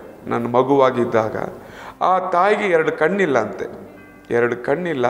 ಆದರೆ ನನ್ನ ತಾಯಿ ಅವ್ರ ಕೈಯಲ್ಲಿ ನನ್ನನ್ನು ಕೊಡುವಾಗ ಅವ್ರು ಹೇಳೋದ್ರಂತೆ, ಇವನು ಇಂದಿನ ದಿನದಲ್ಲಿ ಒಬ್ಬ ದೊಡ್ಡ ಸೇವಕನಾಗಿ ದೇವರು ಇವನ ಅಭಿಷೇಕ ಮಾಡ್ತಾರೆ ಎಂಬುದಾಗಿ, ದೇವರು ಇವನ್ನ ನಡೆಸ್ತಾರೆ ಎಂಬುದಾಗಿ ಕೊಟ್ಟಿದ್ದಾರೆ. ಅದನ್ನು ನನಗೆ ಹೇಳಿ ತೋರಿಸೋರು, ಮಗನೇ ಅವರು ಕಣ್ಣಿದ್ದು ಹೇಳಿಲ್ಲ, ಕಣ್ಣು ಇಲ್ಲದೆ ಹೇಳಿದಂಥ ಒಂದು ವಾಕ್ಯ ಅಂತ ಹೇಳಿ. ಅದಕ್ಕೆ ಸಂದರ್ಭ ಬಂದಿತ್ತು ಹಿಂದೆ ಹೋಗುವಂಥದ್ದು. ಆದರೂ ಅನೇಕ ಸಂಭವ. ನಿಮ್ಮ ಮಾತೃಸಭೆಯಿಂದ ನಿಮ್ಗೆ ಏನಾದರೂ ಸಹಾಯ ಮಾಡ್ತಿಲ್ಲ, ಸಪೋರ್ಟ್ ಮಾಡ್ತಿಲ್ಲ ಭಾಷೆ? ಖಂಡಿತ ಸಪೋರ್ಟ್ ಇಲ್ಲ. ಆದರೆ ನಮ್ಮ ಪಾಸ್ಟ್ರು ಮಾತ್ರ ಮಗು ಸಣ್ಣದಾಗಿತ್ತಲ್ಲ, ಅಲ್ಲಿ ಏನಾದರೂ ಕಬಾಬು ಮತ್ತು ಅಲ್ಲಿ ಏನಾದರೂ ಸೈಡಲ್ಲಿ ಏನಾದರೂ ಮಾಡ್ತಾಯಿದ್ದಾರೆ, ಅದು ಈಸ್ಕೊಡೋರು. ಯಾಕಂದರೆ ನನ್ನನ್ನು ಬೆಳೆಸಿದಂಥ ಸೇವಕರು ಅದೇ ರೀತಿಯಲ್ಲೇ ಅವರು ಇದ್ದಿದ್ದು, ಅದೇ ಕಷ್ಟ ಜೀವಿತದಲ್ಲೇ ಇದ್ದಿದ್ದು. ಹಂಗಂದ್ರೆ ಅವ್ರ ಕೈಯಲ್ಲೂ ಸಹಾಯ ಮಾಡೋಕ್ಕಾಗಲಿಲ್ಲ. ಬಟ್ ಆತ್ಮೀಯವಾದ ವಾಕ್ಯಗಳನ್ನ ಹೇಳಿ ನನ್ನನ್ನು ತುಂಬಿಸಿ ನನ್ನ ಬಲಪಡಿಸ್ತಾ ಇದ್ರು ಸೇವಕರು. ಹೊಸ ನೀವು ಸೇವೆ ಸಮಯದಲ್ಲಿ ಊಟ ಇಲ್ಲದ ಸಂದರ್ಭ ಯಾವಾಗಲೂ ಇದಿತ್ತ? ಊಟನೇ ಇಲ್ಲ ಇವತ್ತು? ಖಂಡಿತ ಇದಿದೆ. 3 ಹೊತ್ತು, ಒಂದು ದಿನಕ್ಕೆ 3 ಹೊತ್ತು ಹೇಗೆ ಗಂಜಿ ಕುಡಿತೀವೋ ಆ ರೀತಿಯಲ್ಲಿ 3 ದಿನಾನು ಗಂಜಿ ಕುಡಿದಿದ್ದೇವೆ. ಮಗುಗೆ ತಲೆ ಭಾರ ಬರೋದು, ಮಗಳ ಹೆಸರು ಫ್ಲೋರಾ ಅಂತ ಹೇಳಿ, ಫ್ಲೋರಾ ಇವಾಂಜಲಿನ್. 3 ಹೊತ್ತು ಜ್ವರ ಬರೋದು ಮಗಳಿಗೆ. ಆ ಗಂಜಿ ಬಿಟ್ಟರೆ ಬೇರೆ ಏನು ನಾವು ಕುಡಿಯೋಕ್ಕಿಲ್ಲ. ಯಾಕಂದರೆ ಕೆಲಸನೂ ಬಿಟ್ಟಿದ್ದೀನಿ, ಕೆಲಸನೂ ಇಲ್ಲ. ದೇವರ ದರ್ಶನ ಪ್ರಕಾರ ಒಬ್ಬ ಪ್ರವಾದಿ ಬಂದು ಹೇಳಿದ್ರು, ನೀನು ಕೆಲಸಕ್ಕೆ ಹೋದರೆ ಆ ಕೆಲಸ ಜಾಗ ಎಲ್ಲ ಮುಚ್ಚಲ್ಪಡುತ್ತದೆ ಅಂತ ಹೇಳು. ಆದರೂ ಆ ಕೆಲಸಕ್ಕೆ ನಾನು ಹೋಗಿ ನಾನು ಅದನ್ನು ಪರೀಕ್ಷೆ ಮಾಡಿದ್ದೇನೆ, ಅದು ಹೇಗೆ ಕಂಪನಿ ಮುಚ್ಚುತ್ತೆ ನೋಡೋಣ ಎಂಬುದಾಗಿ. ಎಷ್ಟೋ ಸಲ ಪ್ರವಾದಿ ಸೇವಕರ ಮುಖಾಂತರ ದೇವರು ನನ್ನ ಹತ್ರ ಮಾತಾಡಿದ್ರು ಬಲವಂತವಾಗಿ ಆ ಕೆಲಸಕ್ಕೆ ಹೋಗಿದ್ದೇನೆ. ಹೋಗಿ ಅದೇ ರೀತಿಯಲ್ಲಿ ಕಂಪನಿಗಳನ್ನ ಕ್ಲೋಸ್ ಮಾಡಿದ್ದೇನೆ. ಲಾಭ ಇಲ್ಲದೆ ಅದು ಮುಚ್ಚಲ್ಪಟ್ಟಿದೆ. ಇದರಿಂದ ಕೆಲಸಕ್ಕೂ ಹೋಗೋಕ್ಕಾಗ್ತಾ ಇಲ್ಲ, ದುಡ್ಡು ಹಣವೂ ಇಲ್ಲ. 3 ಹೊತ್ತು 3 ದಿನ ಬರೀ ಗಂಜಿ ಕುಡಿದಿದ್ದೀವಿ. ಅಂದರೆ ಅಂಥ ಅನುಭವ ನೀವು ಹೊಂದಿದ್ದೀನಿ ಖಂಡಿತ. ನೀವು ಸೇವೆಗೆ ಇರುವಂಥ ಸಮಯದಲ್ಲಿ ನೀವು ಅಲ್ಲಿ ಸಭೆಯಲ್ಲಿ ಇರ್ತಿದ್ರ, ಅಲ್ಲ ಜನರ ಬಳಿಗೆ ಹೋಗಿ ಸುವಾರ್ತೆ ಸಾರ್ತಿದ್ರ? ಭಾಷೆ ಸಭೆಯಲ್ಲಿ ನನ್ನ ಸೇವೆಗಳು ಏನಿತ್ತು ಅದನ್ನು ಮುಗಿಸಿ ಭಾನುವಾರ ಸಂಜೆನೆ ವಿಲೇಜ್ನ ಹೋಗಿ ಸಂಧಿಸ್ತಾ ಇದ್ದೆ. ವಿಲೇಜ್ ಕಡೆಗೆ ಹೋಗ್ತಿದ್ರ? ಒಬ್ಬರು, ನಾನು, ನನ್ನ ಮಿಸ್ಸಸ್ ಈ ರೀತಿಯಾಗಿ ಹೋಗಿ ನಾನು ಸಂಧಿಸ್ತಾ ಇದ್ದೆ. ಒಂದು ವಾರದಲ್ಲಿ ಒಂದು ದಿನ. ನಿಮಗೆ ವಿಲೇಜ್ ಮಿನಿಸ್ಟ್ರಿ ಹೇಗಿತ್ತು ಆ ಟೈಮ್ನಲ್ಲಿ? ಅದೇ ಒಂದು ಕಡೆ ಸಂತೋಷ, ಒಂದು ಕಡೆ ದುಃಖ, ಭಯ. ನೀವು ಕುಟುಂಬವಾಗಿ ಕೆಲವರು ಕುಟುಂಬಗಳ ಸಂಧಿಸ್ಲಿಕ್ಕೆ ಹೋಗ್ತಿದ್ದೀರಲ್ಲ, ಅವರ ಜನರ ಪ್ರತಿಕ್ರಿಯೆ ಹೇಗಿತ್ತು? ಕೆಲವೊಂದು ಕಡೆ ನಾವು ಹೇಳುವಂಥ ವಾಕ್ಯಗಳಿಗೆ ಅವರು ಉತ್ತರ ಕೊಡ್ತಾ ಇದ್ರು, ಕೆಲವೊಂದು ಕಡೆಗೆ ಆ ವಾಕ್ಯಕ್ಕೆ ವಿರೋಧವಾಗಿ ಮಾತಾಡ್ತಾ ಇದ್ರು. ನೀವು ಹೇಳುವುದು ಸುಳ್ಳು ಎಂಬುದಾಗಿ ನಮ್ಮನ್ನು ಅನೇಕ ಕೆಟ್ಟ ಮಾತುಗಳಿಂದ ವರ್ತನೆ ಮಾಡಿದ್ದು ಉಂಟು. ನೀವು ಅದರ ಮೂಲಕ ಏನಾದರೂ ಹಿಂಸೆಗೆ ಒಳಗಾಗಿದ್ದೀರಾ? ಏನಾದರೂ ನಿಮ್ಮ ಮೇಲೆ ಕೈ ಹಾಕಿದ್ದಾರೆ ಜನರು? ಬೈದಿದ್ದಾರೆ, ಓಡಿಸ್ಕೊಂಬಂದಿದ್ದಾರೆ, ಕೋಲ್ ತಗೊಂಡು ಚಪ್ಪಲಿ ಎಸ್ತಿದ್ದಾರೆ, ಈ ರೀತಿ ಎಲ್ಲ ಮಾಡಿದ್ದಾರೆ. ಈಗ ನೀವು ಮಿನಿಸ್ಟ್ರಿಗೆ ಸೇವೆಗೆ ಹೋಗುವಂಥ ಸಮಯದಲ್ಲಿ ನಿಮ್ಮ ಮಿಸ್ಸಸ್ಸನ್ನು ಕೂಡ ಕರ್ಕೊಂಡು ಹೋಗ್ತಿದ್ರಿ? ಖಂಡಿತ ಕರ್ಕೊಂಡು ಹೋಗ್ತಾ ಇದ್ದೆ. ಎಷ್ಟು ದೂರ ಹೋಗ್ತಿದ್ರಿ ನೀವು ಸೇವೆಗಾಗಿ? ಹೆಚ್ಚು ಕಡಿಮೆ ಒಂದು 30 ಕಿಲೋಮೀಟರ್. ನಿಮ್ಮ ಕುಟುಂಬವಾಗಿ 30 ಕಿಲೋಮೀಟರ್ ಸೈಕಲಲ್ಲಿ ಹೋಗ್ತಾ ಇದ್ದೆ. ಮದುವೆ ಆಗಿದ ತಕ್ಷಣ ಒಂದು ಸೈಕಲ್ ಕೊಟ್ಟರಲ್ವ, ಆ ಸೈಕಲಲ್ಲಿ ನಾನು, ನನ್ನ ಹೆಂಡತಿ, ನನ್ನ ಮಗಳು 3 ಜನ ಸೇವೆಗೆ ಹೋಗ್ತಾ ಇದ್ವಿ ನಾವು. ಈಗ ನೀವು ಈ ಸೇವೆ ಪ್ರಾರಂಭ ಮಾಡಿ ಎಷ್ಟು ವರ್ಷ ಆಯಿತು ಭಾಷೆ? ಸ್ವಂತ ಸಭೆ ಸ್ಟಾರ್ಟ್ ಅಂತ ಸ್ಟಾರ್ಟ್ ಮಾಡಿ 2002ರಿಂದ 2018ವರೆಗೆ ನಡೀತಾ ಇದೆ. 2002ರಿಂದ ಅಂದರೆ ಸಾಧಾರಣ 15 ವರ್ಷ. 14 ವರ್ಷ. ಸ್ವಂತ ನೀವು ಸಭೆ ನಡೆಸುವಾಗ ನಿಮ್ಮ ಅನುಭವ ಸ್ವಲ್ಪ ಹೇಳ್ಬೋದಾ? ನಾನು ಸಭೆ ನಡೆಸುವಾಗ ನನ್ನ ಅನುಭವ ಏನಂದರೆ, ನನ್ನನ್ನು ಯಾವ ರೀತಿಯಲ್ಲಿ ನನ್ನ ಸೇವಕರು ನನಗೆ ಸೇವೆ ವಿಷಯದಲ್ಲಿ ಎಂಕರೇಜ್ ಮಾಡಿದ್ರು, ಇನ್ನೊಬ್ಬರ ಸೇವಕರನ್ನ ಅವರು ಹೇಗೆ ಮೇಲೆ ಎಬ್ಬರಿಸಬೇಕು ಎಂಬುದಾಗಿ ಅವರಲ್ಲಿ ಇದ್ದಂಥ ಒಂದು ದರ್ಶನ ನನಗೂ ಬಂತು. ನಾನು ಮಾತ್ರ ಅಲ್ಲ, ನನ್ನ ಸಭೆಯಲ್ಲಿ ಅನೇಕ ಸೇವಕರುಗಳು ಎದ್ದೊಳ್ಳಬೇಕು, ದೇವರನ್ನು ಘನಪಡಿಸುವರು ಎದ್ದೊಳ್ಳಬೇಕು ಎಂಬುದಾಗಿ ತುಂಬಾ ಅದು ಆಸಕ್ತಿ ಇದೆ. ಅದನ್ನು ಮಾಡ್ತಾನೆ ಇದ್ದೀವಿ. ಅಂದರೆ ಅಂಥ ಸೇವೆ ಆಗಿದೆ. ನಿಮ್ಮ ಒಂದೇ ಉದ್ದೇಶ ಅಂದರೆ ಸೇವಕರು ಹೇಳ್ಬೇಕು, ಎದ್ದೊಳ್ಳಬೇಕು. ನಿಮ್ಮ ಸಭೆಯಿಂದ ಎದ್ದೊಳ್ಳಬೇಕು ಸೇವಕರು. ನಿಮ್ಮ ಸಭೆಯಿಂದ ಸೇವಕರು ಎದ್ದು ಸೇವೆ ಮಾಡಲಿಕ್ಕೆ ಹೋಗ್ಬೇಕು. ಬೇರೆ ಅನುಭವ ಅಂದರೆ ಸೇವೆನ ಇನ್ನು ಅನೇಕ ಕಡೆ ಸೇವೆನ ಅಭಿವೃದ್ಧಿಪಡಿಸಬೇಕು. ಭಾರತ ದೇಶ ನಮ್ಮ ಒಂದು ಉದ್ದೇಶ ಏನಂದರೆ ಕರ್ನಾಟಕ ಫಸ್ಟ್, ನಮ್ಮ ತಾಯಿ ನಾಡು ಅಂತ ಹೇಳ್ತಾರಲ್ಲ, ನಮ್ಮ ತಾಯಿಯ ದೇಶ ದೇವರನ್ನು ಕಂಡುಕೊಳ್ಳಬೇಕು. ಲೋಕದ ಕಡೆಗೆ ಸುವಾರ್ತೆಯನ್ನು ಸಾರಬೇಕು. ಇದು ನಮ್ಮ ಒಂದು ದೊಡ್ಡ ಒಂದು ದರ್ಶನವಾಗಿದೆ. ನೀವೀಗ ಒಂದು ಸಭೆ ನಡೆಸ್ತಾ ಇದ್ದೀರಿ, ಅದರ ಮಧ್ಯದಲ್ಲಿ ಏನೇನು ಸೇವೆ ಮಾಡ್ತಾ ಇದ್ರಿ ಭಾಷೆ?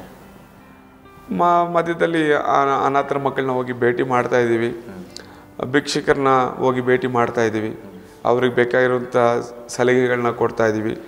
ಲಾಸ್ಟ್ ವೀಕ್ನೂ ಅದನ್ನೇ ನಮ್ಮ ಸಭೆಯಲ್ಲಿ ಮೆಸೇಜ್ ಆಗಿ ನಾನು ದೇವರ ಸಂದೇಶವಾಗಿ ಕೊಟ್ಟು ಅನೇಕರನ್ನ ಬಲಪಡಿಸ್ರಿ, ದಿಕ್ಕಿಲ್ದವ್ರನ್ನ ಪರಾಮರಿಸ್ರಿ, ವಿಧವೆಯವರಿಗೆ ದೇವರ ವಾಕ್ಯವನ್ನು ಕೊಟ್ಟು ಅವ್ರನ್ನ ನಡೆಸ್ರಿ, ಭಿಕ್ಷುಕರನ್ನ ಬಟ್ಟೆ ಇಲ್ಲದವರಿಗೆ ಬಟ್ಟೆ ಕೊಡ್ರಿ ಎಂಬುದಾಗಿ ಈ ರೀತಿಯಾಗಿ ಅನೇಕ ಕಾರ್ಯಗಳನ್ನು ಸಹ ಸಭೆ ಮುಖಾಂತರ ಸೇವೆಯಲ್ಲಿ ನಾವು ಮಾಡ್ತಾ ಬರ್ತಾ ಇದ್ದೀವಿ.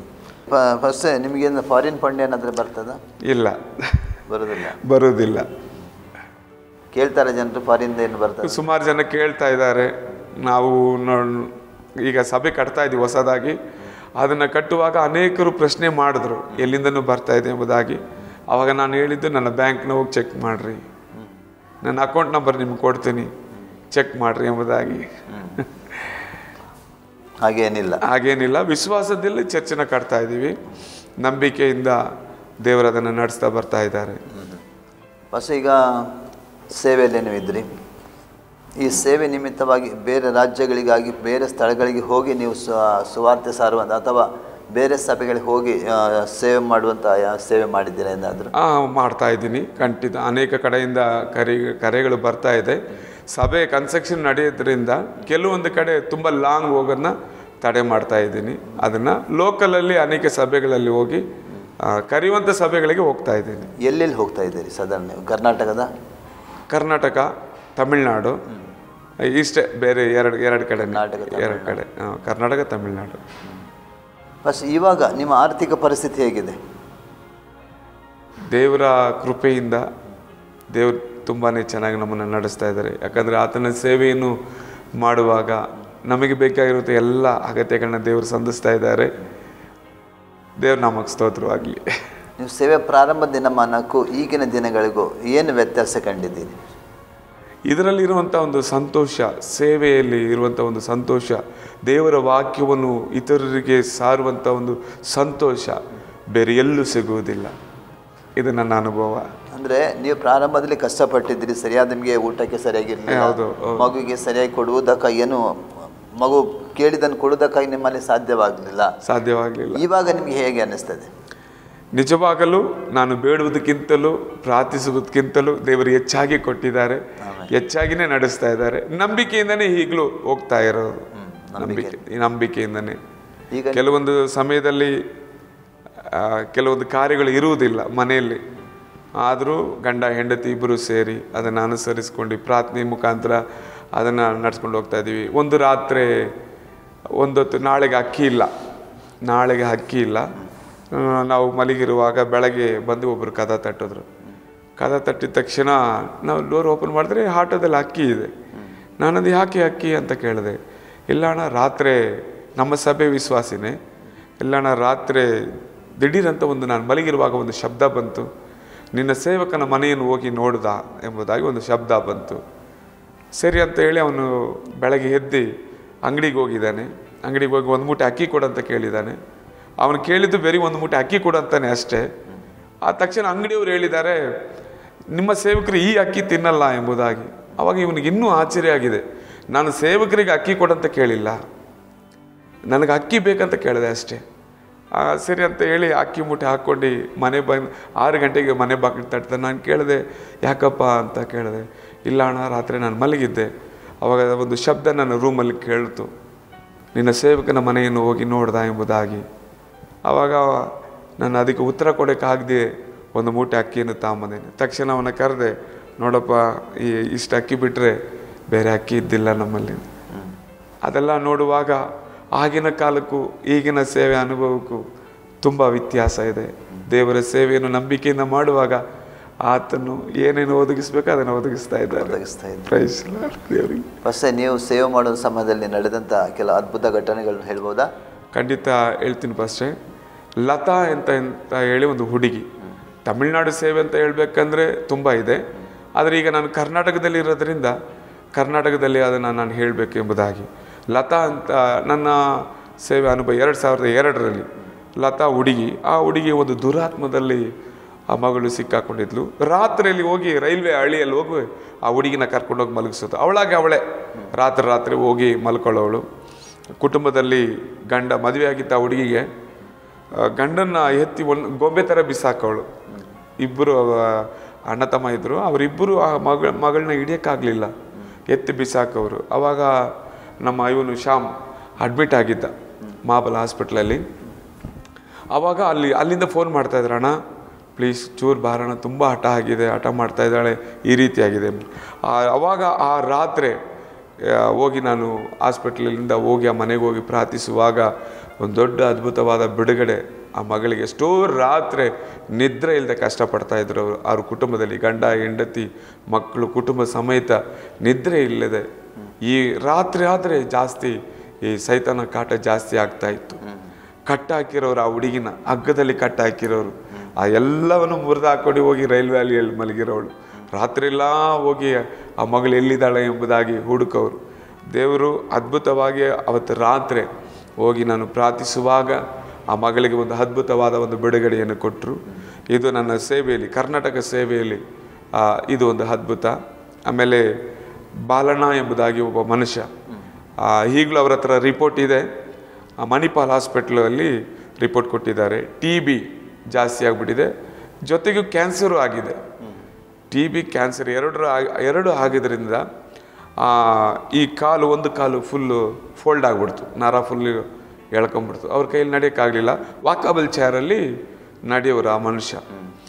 ಒಂದು ದಿನ ನಮ್ಮ ಜೊತೆ ಸೇವಕನಾಗಿ ಅಪ್ಪು ಅಂತ ಇದ್ದಾರೆ, ಅಣ್ಣ ಒಬ್ರಿಗೆ ಪ್ರಾರ್ಥಿಸ್ಬೇಕು ಬಾ ಎಂಬುದಾಗಿ ಕರೆದಾಗ ಹೋಗಿ ನಾನು ಅವ್ರಿಗೋಸ್ಕರ ಎಣ್ಣೆ ಹಚ್ಚಿ ಪ್ರಾರ್ಥಿಸಿದ್ವಿ. ನಡೆಯಲ್ಲ, ಒಂದು ಕಾಲು ವಾಕಬಲ್ ಚೇರೆ. ಡಾಕ್ಟ್ರ್ ಹೇಳಿ ಕಳಿಸಿದ್ರಂತೆ, ರಿಪೋರ್ಟ್ ಇದೆ, ಅವ್ರ ಹತ್ರನೇ ಇದೆ ರಿಪೋರ್ಟು. ಇವ್ರು ಇನ್ನೂ ಬದುಕೋದು 3 ತಿಂಗಳು ಅಷ್ಟೇ, ಇವ್ರಿಗೆ ಒಳ್ಳೆ ಊಟ ಕೊಟ್ಬಿಡ್ರಿ, ಇವ್ರು ಇನ್ನೂ ಬದುಕಲ್ಲ ಎಂಬುದಾಗಿ ಹೇಳಿ ರಿಪೋರ್ಟ್ ಮಾಡಿ ಕಳಿಸಿದ್ದಾರೆ. ಯಾಕಂದರೆ ಕ್ಯಾನ್ಸರ್ಗೆ ಟ್ಯಾಬ್ಲೆಟ್ಸ್ ಕೊಟ್ಟರೆ TBಗೆ ಆಗ್ತಾಯಿಲ್ಲ, TB ಕೊಟ್ಟರೆ ಕ್ಯಾನ್ಸರ್ಗೆ ಆಗ್ತಾಯಿಲ್ಲ. ಸೊ ಹಂಗಾಗಿ ಇಲ್ಲ, ಇನ್ನು ಬದುಕೋಕ್ಕಾಗಲ್ಲ, 2 ಲಾಸ್ಟ್ ಸ್ಟೇಜಲ್ಲಿದೆ ಅಂತ ಹೇಳಿ ಕಳಿಸಿದ್ದಾರೆ. ನಮಗೆ ಆ ವಿಷಯ ಗೊತ್ತಿಲ್ಲ, ಪ್ರಾರ್ಥಿಸ್ಬೇಕಂತ ಕರೆದ್ರೆ ಅಷ್ಟೇ. ನಾವು ಹೋಗಿ ಎಣ್ಣೆ ಹಚ್ಚಿ ಪ್ರಾರ್ಥಿಸುವಾಗ ದೇವರು ಅದ್ಭುತವಾದ ಬಿಡುಗಡೆಯನ್ನು ಕೊಟ್ಟು ಈ ಕಾಲನ್ನ ನೆಟ್ಟಿಗೆ ಮಾಡೋದು.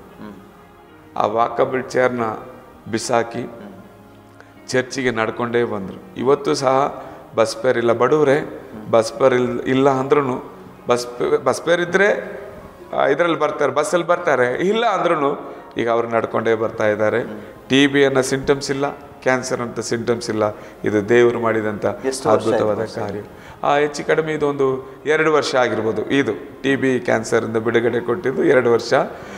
ಲತಾ ಅಂತ ಹೇಳಿದ್ನಲ್ಲ, ಆ ಹುಡುಗಿಗೆ ಹೆಚ್ಚು ಕಡಿಮೆ ಒಂದು 7 ವರ್ಷ ಇರ್ಬೋದು. ನಾನು ಆ ರೀತಿ ಒಂದು ಸಲ ಸಭೆಯಲ್ಲಿ ಬಂದು ಒಬ್ಬರು ಕ್ಯಾನ್ಸರ್ ಪೇಷಂಟ್ ಬಂದು ಕೂತಿರುವಾಗ ಹಿಂದೆ ಗೆಡ್ಡೆ ಇದ್ದಿದೆ. ಹಿಂದೆ ಗೆಡ್ಡೆ ಇರುವಾಗ ಅವ್ರಿಗೆ ಗೊತ್ತಿಲ್ಲ, ಆ ರೂಮಲ್ಲಿ ಯಾರು ಇಲ್ಲ, ಪ್ರೇಯರ್ ರೂಮಲ್ಲಿ ಯಾರೂ ಇಲ್ಲ, ಆಲಯದಲ್ಲಿ ಬಂದು ಅಳ್ಕೊಂಡು ಕೂತಿದ್ದಾರೆ. ಆವಾಗ ಬರೆದು ಕೊಟ್ಟಿದ್ದಾರೆ, ನಿನಗೆ ಕ್ಯಾನ್ಸರ್ ಇದೆ, ಆಪ್ರೇಷನ್ ಮಾಡಬೇಕೆಂಬುದಾಗಿ. ಆವಾಗ ಸಭೆಯಲ್ಲಿ ಒಬ್ಬರೂ ಇಲ್ಲ, ನಾನು ಇಲ್ಲ. ಸಭೆಯಲ್ಲಿ ಅವ್ರು ಕೂತ್ಕೊಂಡು ಅವರು ಕೊರತೆಗೋಸ್ಕರ ಅವ್ರು ಅಳ್ತಾ ಇದ್ದಾರೆ. ಆವಾಗ ದೇವರು ಪ್ರಾರ್ಥನೆ ಮಾಡಿ ಎದ್ದು ಮನೆಗೆ ಹೋಗಿದ್ದಾರೆ. ಮನೆಗೆ ಹೋಗಿ ಬೆನ್ನಿಂದ ನೋಡ್ತಾ ಇದ್ದಾರಂತೆ, ಆ ಗಡ್ಡೆ ಇಲ್ಲ. ಅವ್ರಿಗೆ ಆಶ್ಚರ್ಯ ಆಗಿದೆ. ಚರ್ಚಿಗೆ ಹೋದಾಗ ಗಡ್ಡೆ ಇತ್ತು, ಈಗ ನಾನು ಚರ್ಚಿಗೆ ಹೋಗಿ ಮತ್ತೆ ಮನೆ ಬರ್ತೀನಲ್ಲ, ಎಲ್ಲಿ ಹೋಯ್ತು ಅಂತ ಹೇಳಿ ನೋವಿಲ್ವಲ್ಲ, ನೋವು ಕಾಣ್ತಾ ಇಲ್ವಲ್ಲ ಅಂತ ಹೇಳಿ ಉಜ್ಜಿ ನೋಡಿದ್ದಾರೆ, ಅಲ್ಲಿ ಗೆಡ್ಡೆನೂ ಇಲ್ಲ. ಈ ರೀತಿಯಾಗಿ ಅನೇಕ ಅದ್ಭುತಗಳನ್ನ ದೇವರು ಮಾಡಿದ್ದಾರೆ. ಅನೇಕ ಬೆಲೆಹೀನತೆಗಳಿಂದ ದೇವರು ಬಿಡುಗಡೆ ಕೊಟ್ಟಿದ್ದಾರೆ. ಮದುವೆ ಆಗಿದೆ ಇದ್ದಂಥ ಮಕ್ಕಳಿಗೆ ಮದುವೆಯನ್ನು ದೇವರು ಕೊಟ್ಟು ಈ ರೀತಿಯಾಗಿ ಸೇವೆಯಲ್ಲಿ ದೇವರು ನಡೆಸ್ತಾ ಇದ್ದಾರೆ. ನಿಮಗೆ ಎಷ್ಟು ಜನ ಮಕ್ಕಳು? 2. ಮಗಳು ದೊಡ್ಡವಳು ಫ್ಲೋರಾ ಇವಾಂಜಲಿನ್ ಅಂತ, ಸೆಕೆಂಡ್ PU ಮಾಡ್ಕೊಂಡು ಮನೇಲಿದ್ದಾಳೆ. ಮ್ಯಾರೇಜು ಫಿಕ್ಸ್ ಆಗಿದೆ, ಇನ್ನು ಮ್ಯಾರೇಜ್ ಮಾಡಲಿಲ್ಲ. ಮಗ ಇಮಾನುವೇಲ್ ಅಂತ ಹೇಳಿ ಬೈಬಲ್ ಕಾಲೇಜಲ್ಲಿ ಇದ್ದಾರೆ, ಬೆಂಗಳೂರಲ್ಲಿ ಬೈಬಲ್ ಕಾಲೇಜಲ್ಲಿ ಮಾಡ್ತಾ ಇದ್ದಾರೆ. ನಿಮ್ಮ ಸೇವಾ ಪ್ರಾಂತ್ಯ ಮದುವೆಯಾಗಿ ಸೇವೆಯಲ್ಲಿ ಇರುವಾಗ ನಿಮಗೆ ಕುಟುಂಬದಲ್ಲಿ ಕೊರತೆ ಬರುವಾಗ ಆಹಾರದ ಕೊರತೆ ಮಾತ್ರ ಅಲ್ಲ, ಬಟ್ಟೆ ಬರೆಗಳ ಕೊರತೆ, ಬೇರೆ ಬೇರೆ ರೀತಿ ಕೊರತೆ ಬರುತ್ತೆ. ಯಾಕಂದ್ರೆ ಹಣನೇ ಇಲ್ಲದ್ರೆ ಎಲ್ಲ ರೀತಿಯ ಕೊರತೆನೇ ಇಲ್ಲಿ. ಖಂಡಿತ. ಆ ಕೊರತೆ ಸಮಯದಲ್ಲಿ ನಿಮ್ಮ ಪತ್ನಿ ಹೇಗಿದ್ರು? ನಿಜ ಹೇಳ್ಬೇಕಂದ್ರೆ ದೇವರು ಕೊಟ್ಟಿರುವಂಥ ಒಂದು ದೊಡ್ಡ ಗಿಫ್ಟ್ ನನ್ನ ಜೀವಿತದಲ್ಲಂದರೆ ನನ್ನ ಹೆಂಡತಿ. ಅದು ದೇವರೇ ಕೊಟ್ಟಿದ್ದಂತೀನಿ. ಯಾಕಂದರೆ ನಾನು ಕೆಲಸ ಮಾಡುವಾಗ ಆ ಗಂಜಿನ ನಾವು ಕುಡಿತಾ ಇದ್ವಿ. ಆವಾಗ ನಮ್ಮ ಹೆಂಡತಿ ನನ್ನ ಹತ್ರ ಹೇಳಿದಂಥ ಒಂದು ಮಾತೇನೆಂದರೆ, ನೋಡಪ್ಪ, ನೀನು ಕೆಲಸ ಮಾಡಿದ್ರು ನಾನು ಗಂಜಿ ಕುಡಿತಾ ಇದ್ದೀನಿ, ನಿನ್ನ ಕರುವಿಕೆ ಸೇವೆಗೆ ಬಾ, ಇದೇ ಗಂಜಿನ ನಾನು ಕುಡಿತೀನಿ, ಸೇವೆಯಲ್ಲಿ ಗಂಜಿ ಕುಡಿತೀನಿ. ನೀನು ಕೆಲಸ ಮಾಡ್ಬೇಕಂದ್ರೆ ನಾನು ಗಂಜಿ ಕುಡಿಯೋಕ್ಕಾಗಲ್ಲ, ನನ್ನ ಕೈಯಲ್ಲಿ ಆಗಲ್ಲ, ನನಗೆ ಸುಸ್ತು, ನನಗೆ ಟಯರ್ಡ್ ಇದೆ ಹಂಗಂತ ಹೇಳಿ ನನ್ನನ್ನು ಆ ಟೈಮಲ್ಲಿ ನನಗೆ ಪ್ರೋತ್ಸಾಹ ಕೊಟ್ಟರು. ಇದೇ ಗಂಜಿ ನಾನು ಸೇವೆಯಲ್ಲಿ ಕುಡಿತೀನಿ ಅಂತ ಹೇಳಿದಂಥ ಒಂದು ಒಳ್ಳೆ ಹೆಂಡತಿನ ಸಂಗಾತಿನ ದೇವರು ನನಗೆ ಕೊಟ್ಟಿದ್ದಾರೆ. ಅಂದರೆ ನಿಮ್ಮ ಸೇವೆಗೆ ತುಂಬ ಅವರಿಂದ ಒಂದು ಬಲ, ನಿಜ ಹೇಳ್ಬೇಕಂದ್ರೆ ಬಲ, ತುಂಬ ಸಹಕಾರ ಇದೆ. ತುಂಬ ಸಹಕಾರ ಇದೆ. ಮಕ್ಕಳಿಂದ ಭಾಷೆ ಮಕ್ಕಳಿಂದನೂ ತುಂಬ ಸಹಕಾರ ಇದೆ, ಮಗಳಿಂದನೂ ಸರಿ ಮಗನಿಂದನೂ ಸರಿ, ತುಂಬ ಸಹಕಾರ ಇದೆ. ಫಸ್ಟ್ ಈಗ ನಿಮ್ಮ ಸೇವೆ ಮುಂದಿನ ದರ್ಶನಗಳೇನು?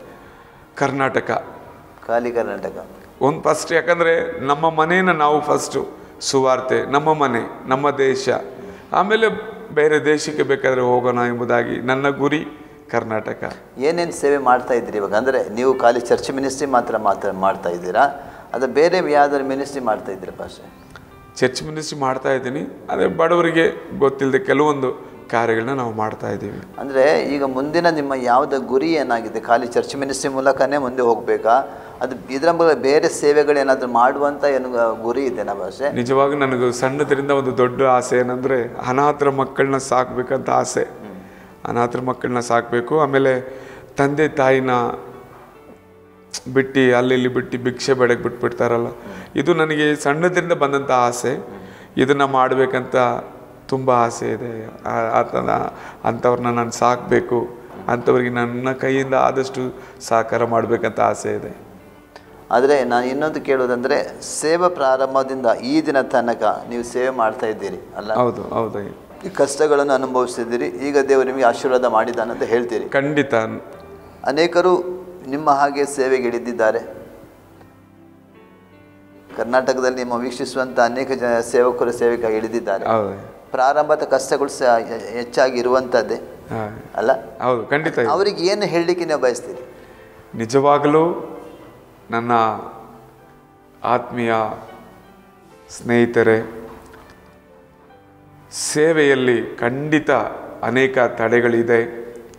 ವಾಕ್ಯದಲ್ಲಿ ಬರೆಯಲ್ಪಟ್ಟಿದೆ, ಒಬ್ಬನು ನನ್ನ ಹಿಂದೆ ಬರುವುದಾದರೆ ಅವನು ತನ್ನನ್ನು ತಾನು ನಿರಾಕರಿಸಿ ತನ್ನ ಶಿಲುಬೆಯನ್ನು ಅವನು ಹೊತ್ತುಕೊಂಡು ನನ್ನ ಹಿಂದೆ ಬರಬೇಕೆಂಬುದಾಗಿ ದೇವರ ವಾಕ್ಯದಲ್ಲಿ ಬರೆಯಲ್ಪಟ್ಟಿದೆ. ಶಿಲುಬೆ ಇಲ್ಲದೆ ದೇವರ ಶಿಷ್ಯನಾಗಲಿಕ್ಕೆ ಸಾಧ್ಯ ಇಲ್ಲ. ಶಿಲುಬೆಯನ್ನು ನಾವು ಹೊತ್ತುಕೊಳ್ಳುವಾಗ ಕೆಲವೊಂದು ಸಮಯದಲ್ಲಿ ಆ ಶಿಲುಬೆಯಾಗಿಯೇ ಇರುವುದಿಲ್ಲ. ಆ ಶಿಲುಬೆ ನಮಗೆ ಆನಂದಕರವಾದ ಒಂದು ದಾರಿಯನ್ನು, ಆನಂದಕರವಾದ ಒಂದು ಮಾರ್ಗವನ್ನು ಖಂಡಿತ ತಿಳಿಸಿಕೊಡುವುದಂತೂ 100ಕ್ಕೆ 100 ಸತ್ಯ. ಕರೆದಾತನು ನಂಬಿಗಸ್ತನು. ನಿಮ್ಮನ್ನು ಸಹ ಈ ಸಾಕ್ಷಿಯ ಮುಖಾಂತರ ದೇವರು ಬಲಪಡಿಸ್ತಾ ಇದ್ದಾರೆ. ನೀವೆಲ್ಲರೂ ಅದನ್ನು ಕೇಳ್ತಾ ಇದ್ದೀರಾ. ನಿಜವಾಗಲೂ ನನ್ನಂಥ ಸಾಕ್ಷಿ ಇನ್ನೂ ಅನೇಕ ಸಾಕ್ಷಿಗಳನ್ನ ನೀವು ಕೇಳಿರ್ಬೋದು ಪ್ರಿಯರೇ. ನಿಜವಾಗಿ ಹೇಳ್ತೇನೆ ನನ್ನ ಆತ್ಮೀಯ ಸ್ನೇಹಿತರೆ, ಯೇಸು ಕ್ರಿಸ್ತನ ಕರೆಯುವಿಕೆಗೆ ನೀವು ನಿಜವಾಗಲೂ ಕಿವಿ ಕೊಟ್ಟು ಆತನ ಮಾರ್ಗಕ್ಕೆ ನೀವು ನಿಜವಾಗಲೂ ಆತನ ಸೇವಕನಾಗಿ ನೀವು ಬರುವುದಾದರೆ ಖಂಡಿತ ನಿಮ್ಮ ಜೀವಿತವನ್ನು ದೇವರು ಉನ್ನತವಾದ ಸ್ಥಳದಲ್ಲಿ ನಿಲ್ಲಿಸುತ್ತಾನೆ, ನಿಮ್ಮನ್ನು ಘನಪಡಿಸ್ತಾನೆ, ನಿಮ್ಮನ್ನು ಮಹಿಮೆಪಡಿಸ್ತಾನೆ. ಒಂದು ವಾಕ್ಯದವನ್ನು ನಾನು ಹೇಳಲಿಕ್ಕೆ ಇಷ್ಟಪಡ್ತೇನೆ, ನನ್ನನ್ನು ಘನಪಡಿಸುವವನ್ನ ನಾನು ಘನಪಡಿಸುವೆನು ಎಂಬುದಾಗಿ. ವಾಕ್ಯದ ಮುಖಾಂತರ, ದೇವರ ಸಂದೇಶದ ಮುಖಾಂತರ, ದೇವರ ದರ್ಶನ ಮುಖಾಂತರ ನೀವು ನಿಜವಾಗಲೂ ಮಾಡುವುದಾದರೆ ನಿಜವಾಗಲೂ ದೇವರು ನಿಮ್ಮನ್ನು ಒಳ್ಳೆ ಸೇವಕನಾಗಿ ಫಲ ಕೊಡುವಂಥ ಮಕ್ಕಳಾಗಿ ದೇವರು ನಿಮ್ಮನ್ನು ಮಾರ್ಪಡಿಸ್ತಾರೆ. ಇದು ನನ್ನ ಸಾಕ್ಷಿಯಾಗಿದೆ. ಇಲ್ಲಿಯವರೆಗೂ ನನ್ನ ತಾಳ್ಮೆಯಿಂದ ಕೇಳಿದ್ದೀರಾ. ದೇವರು ನಿಮ್ಮನ್ನು ಆಶೀರ್ವದಿಸಲಿ. ಫಸ್ಟೇ ನಮ್ಗೆ ಕೇಳಿದೆ, ನೀವು ಕೆಲವು ಹಿಂಸೆಗೆ ಕೂಡ ಸುವಾರ್ಥ ಸೇವಾ ಸಮಯದಲ್ಲಿ ಒಳಗಾಗಿದ್ದೀರಿ ಅಂತ. ಅದರ ವಿಷಯದಲ್ಲಿ ಏನು ಹೇಳ್ತೀರಿ ಭಾಷೆ?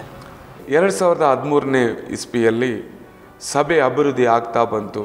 ಅಭಿವೃದ್ಧಿ ಆಗ್ತಾ ಬಂದಾಗ ವೆಹಿಕಲೆಲ್ಲ ಆಟೋ ಎಲ್ಲ ಮುಂದೆ ನಿಲ್ಲಕ್ಕೆ ಶುರುವಾಯಿತು. ಆವಾಗ ಈ ಸಭೆನ ಯಾವ ರೀತಿಯಾದರೂ ನಾವು ಮುಚ್ಚಬೇಕೆಂಬುದಾಗಿ ನನ್ನ ಮೇಲೆ ವಿರೋಧವಾಗಿ ಕ್ರೈಸ್ತ ವಿರೋಧಿಗಳು ನನಗೆ ವಿರೋಧವಾಗಿ 107 ಕೇಸ್ ಹಾಕಿ ಅನೇಕ ರೀತಿಯಲ್ಲಿ ನನ್ನನ್ನು ಹಿಂಸೆ ಪಡಿಸಿದ್ರು.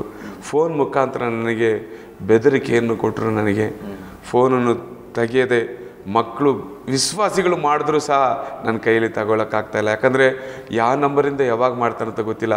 ಆ ರೀತಿಯಲ್ಲಿ ಮಧ್ಯರಾತ್ರಿಯಲ್ಲಿ ಭಯ ನಿಮಗೆ ಆವರಿಸಿತು? ಎಸ್, ಭಯ ನನ್ನನ್ನು ಆವರಿಸಿತು. ಯಾಕಂದರೆ ನಾನು ಹಾಗೆ ಮಾಡ್ತೀನಿ, ಹೀಗೆ ಮಾಡ್ತೀನಿ ಅಂತ ಹೇಳಿ ನನ್ನೆಲ್ಲ ತುಂಬ ಹಿಂಸೆ ಪಡಿಸಿದ್ರು. ಅವಾಗ ಏನು ಮಾಡಿದ್ರಿ ಬಾಸ್? ನಾನು ಮಾಡಿದ್ದು ಒಂದೇ, ದೇವರೇ ನೀನು ಕರೆದಾತನು, ನಂಬಿಗಸ್ತನು, ಎಂಬುದಾಗಿ ನಿನ್ನ ವಾಕ್ಯದಲ್ಲಿ ಬರೆಯಲ್ಪಟ್ಟಿದೆ. ಇದು ನಿನ್ನ ಸೇವೆ ದೇವರೇ, ನೀನು ಏನೇ ಮಾಡಿದ್ರು ನನ್ನ ಒಳ್ಳೆಯದಕ್ಕೆ ಸೇವೆ ನಾನು ಮುಂದುವರಿಸ್ತೀನಿ ಎಂಬುದಾಗಿ ನನಗೆ ಧೈರ್ಯ ಕೊಡು, ನನಗೆ ಬಲ ಕೊಡು ಎಂಬುದಾಗಿ ದೇವರ ಸಮ್ಮುಖದಲ್ಲಿ ಹಗಲು ರಾತ್ರಿ ನಾನು ಪ್ರಾರ್ಥನೆ ಮಾಡ್ತಾ ಇದ್ದೆ. ಪಾಸ್ಟರ್, ನೀವೀಗ ಸಭಾಪಾಲಕರಾಗಿ ಸಭೆಯಲ್ಲಿ ಸೇವೆ ಮಾಡ್ತಾ ಇದ್ದೀರಿ. ನಿಮ್ಮ ಮೂಲಕ ಇತರ ಸಭೆಗಳು ಸ್ಥಾಪನೆ ಆಗಿದ್ದೇವಾ? ಇಲ್ಲ, ಇಲ್ಲ, ತನಕ ಆಗಿಲ್ಲ, ಇನ್ನು ಇದುವರೆಗೂ ಆಗಿಲ್ಲ. ಅದರದ್ದು ಏನು ದರ್ಶನ ನಿಮ್ಮಲ್ಲಿ ಉಂಟಾ? ಖಂಡಿತ ಇದೆ. ಅನೇಕ ಸಭೆಗಳನ್ನ ನಾನು ಪ್ರಾರಂಭ ಮಾಡಬೇಕು, ಸಭೆಗಳು ಇಲ್ಲದೇ ಇರುವಂಥ ಸ್ಥಳದಲ್ಲಿ ಸಭೆಗಳನ್ನ ಸ್ಥಾಪಿಸಬೇಕು ಎಂಬುದಾಗಿ ತುಂಬ ಒಂದು ದರ್ಶನ ಇದೆ, ಆ ಭಾರನೂ ಇದೆ. ಅದಕ್ಕೋಸ್ಕರ ಸಭೆಯಲ್ಲಿ ಈಗಲೇ ನಾನು ಎಲ್ಲರನ್ನ ಸಿದ್ಧಪಡಿಸ್ತಾ ಇದ್ದೇನೆ. ಹೇಗಿದ್ದಾರೆ ಪಾಸ್ಟರ್ ನಿಮ್ಮ ಸಭೆಯ ವಿಶ್ವಾಸಿಗಳು? ಸಭೆ ವಿಶ್ವಾಸಿ ಬಗ್ಗೆ ಹೇಳಬೇಕಂದ್ರೆ ನಿಜವಾಗಲೂ ನನ್ನ ಕಷ್ಟದಲ್ಲಿ ನನ್ನ ಜೊತೆಗಾರರಾಗಿದ್ದರು. ಆ ಹಿಂಸೆ ಬಂದಾಗ ನಾನು ಕುಂದಿ ಹೋಗಿದ್ದೆ, ಅಳ್ತಾ ಇದ್ದೆ, ಊಟ ಮಾಡದೆ ಅನೇಕ ರಾತ್ರಿನ ಕಳೆದೆ.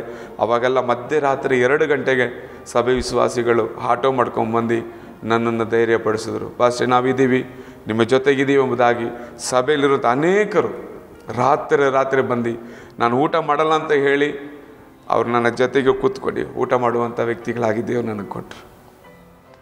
ಹೊಸೆ ನಿಮ್ಗೆ ವಂದನೆ ಹೇಳ್ತಾ ಇದ್ದೇನೆ. ಯಾಕಂದರೆ ಯಾಸರಿ ಟಿ ವಿಯಲ್ಲಿ ನೀವು ಬಂದು ನಿಮ್ಮ ಉತ್ತಮವಾದ ಸಾಕ್ಷಿಯನ್ನು ಹೇಳಿದಿರಿ. ಇದರ ಮೂಲಕ ಅನೇಕರಿಗೆ ಒಂದು ಉತ್ತೇಜನ ಆಗುತ್ತದೆ ಅಂತ ನಾನು ನಂಬ್ತೇವೆ. ಹೊಸೆ ನೀವು ದೇವರು ನಿಮ್ಮನ್ನು ಇನ್ನೂ ಕೂಡ ಹೆಚ್ಚಾಗಿ ಆಶೀರ್ವಾದ ಮಾಡಲಿ, ನಿಮ್ಮ ಹೃದಯದಲ್ಲಿರುವಂಥ ದರ್ಶನಗಳು ದೇವರು ನೆರವೇರಿಸಲಿ ಅಂತ ನಮ್ಮ ಪ್ರಾರ್ಥನೆ ಆಗಿದೆ. ಅಷ್ಟು ಮಾತ್ರವಲ್ಲ, ನಿಮ್ಮ ಕುಟುಂಬ ಕೂಡ ದೇವರ ಆಶೀರ್ವಾದ ಮಾಡಿ, ನಿಮ್ಮ ಮಕ್ಕಳನ್ನು ಕೂಡ ದೇವರ ಆಶೀರ್ವಾದ ಮಾಡಲಿ. ಅವರ ಜೀವಿತದಲ್ಲಿ ದೇವರು ಏನು ಕರೆ ಇಟ್ಟಿದ್ದಾನೆ, ಏನು ಸೇವೆ ಇಟ್ಟಿದ್ದಾನೆ ಅದು ಪ್ರಕಟವಾಗಿ ಬರಲಿ ಅಂತ ನಮ್ಮ ಆಶೆ ಆಗಿದೆ. ನಿಮ್ಮ ಸಭೆ ಕೂಡ ಸಭಾ ಪ್ರಾಂತ್ಯ ದೇವರು ವಿಸ್ತರಿಸಲಿ, ಅನೇಕ ಪ್ರಾಂತ್ಯಗಳ ದೇವ ಸಭೆಗಳು ನಿಮ್ಮ ಮೂಲಕ ಸ್ಥಾಪಿಸಲಿ ಅಂತ ನಮ್ಮ ಪ್ರಾರ್ಥನೆ ಆಯಿತು. ಫಸ್ಟ್ ನೀವು ತಿರುಗಾವತ್ತು ನೀವು ಒಂದನೇ ಹೇಳ್ತಾರೆ. ಆಶ್ರಯ ಟಿವಿಗೂ ಸಹ ನನ್ನ ಹೃದಯಪೂರ್ವಕವಾಗಿ ಇಲ್ಲಿಯವರೆಗೂ ತಾಳ್ಮೆಯಿಂದ ನನ್ನ ಸಾಕ್ಷಿಯನ್ನು ಕೇಳಿದ ಆಶ್ರಯ ಟಿವಿ ಎಲ್ಲ ಸದಸ್ಯರಿಗೂ ನನ್ನ ಹೃದಯಪೂರ್ವಕವಾದ ಪ್ರೈಸ್ ಲಾಡ್ ಹೇಳ್ಕೊಳ್ತೇನೆ. ಪ್ರೈಸ್ ಲಾಡ್. ಪ್ರಿಯ ಆಶ್ರಯ ಟಿವಿ ವೀಕ್ಷಕರೇ, ಈ ದಿನ ನಮ್ಮ ಮಧ್ಯದಲ್ಲಿ ಪಾಸ್ಟರ್ ಸೀಮೋನ್ ಇವರ ಸ್ವಾರ್ಥಿಕದಲ್ಲಿ ಸಾಕ್ಷಿಯನ್ನು ಕೇಳಿದಿರಿ. ಅನೇಕ ಕಷ್ಟ ವೇದನೆಗಳ ಮಧ್ಯದಲ್ಲೂ ಕೂಡ ಅವರ ಕರ್ತನಾದ ಯೇಸು ಸ್ವಾಮಿ ಅವರು ಸೇವೆ ಮಾಡಿದ್ದಾರೆ. ಇವತ್ತು ಕೂಡ ನಿಮ್ಮ ಮುಂದೆ ಅವರು ಸಾಕ್ಷಿಯಾಗಿದ್ದಾರೆ. ಅವರು ಹೇಳಿದ ಬರೀ ಕಥೆ ಅಲ್ಲ, ಅವರ ಜೀವಿತದಲ್ಲಿ ನಡೆದಂಥ ಸತ್ಯ ಘಟನೆ ಆಗಿದೆ. ಪ್ರಿಯರೇ, ಒಂದು ವೇಳೆ ಸೇವೆ ಮಾಡುವಂಥ ನಿಮ್ಮ ಮನೋಭಾವ ಯಾವುದಾದ್ರು ಇರುವುದಾದರೆ, ಕರ್ತನ ನಿಮ್ಮ ಕರೆದಿದ್ದಾದರೆ ಅದು ನಂಬಿಗಸ್ತನ ದೇವರಾಗಿದ್ದಾನೆ. ಯಾವ ಸಮಯದಲ್ಲೂ ಕೂಡ ನಿನ್ನ ಬಿಟ್ಟು ಬಿಡದ ಕರ್ತನಾಗಿದ್ದಾನೆ, ನಿನ್ನ ನಡೆಸುವ ದೇವರಾಗಿದ್ದಾನೆ. ಒಂದು ವೇಳೆ ನಿನ್ನ ಕಷ್ಟ ಬರ್ಬೋದು, ಅದು ನಿನ್ನ ಜೀವಿತದಲ್ಲಿ ಬರುವಂಥ ಪರೀಕ್ಷೆಯಾಗಿದೆ. ಆ ಪರೀಕ್ಷೆಯಲ್ಲಿ ನೀನು ಪಾಸ್ ಆದರೆ ಖಂಡಿತವಾಗಿ ಒಂದು ದಿನ ಮೇಲ್ಮಟ್ಟಕ್ಕೆ ಹೋಗಿ ಉತ್ತಮವಾದ ಸೇವಕನಾಗಲಿಕ್ಕೆ ಕರ್ತನಿಗೆ ಸಿದ್ಧ ಮಾಡುವನಾಗಿದೆ. ಪ್ರಿಯ ಆಶ್ರಯ ವೀಕ್ಷಕರೇ, ಈ ಸ್ವಾರ್ಥಿಕ ಕಾರ್ಯಕ್ರಮ ಈ ತನಕ ನೋಡ್ತಾ ಇದ್ದೀರಿ. ನಿಮಗೆ ನಾನು ವಂದನೆ ಹೇಳ್ತಾ ಇದ್ದೇನೆ. ತಿರುಗಿ ಇನ್ನೊಂದು ಕಾರ್ಯಕ್ರಮ ಬರೋ ತನಕ ಆಶ್ರಯ ಟಿವಿ ವೀಕ್ಷಿಸಿರಿ. ವಂದನೆ.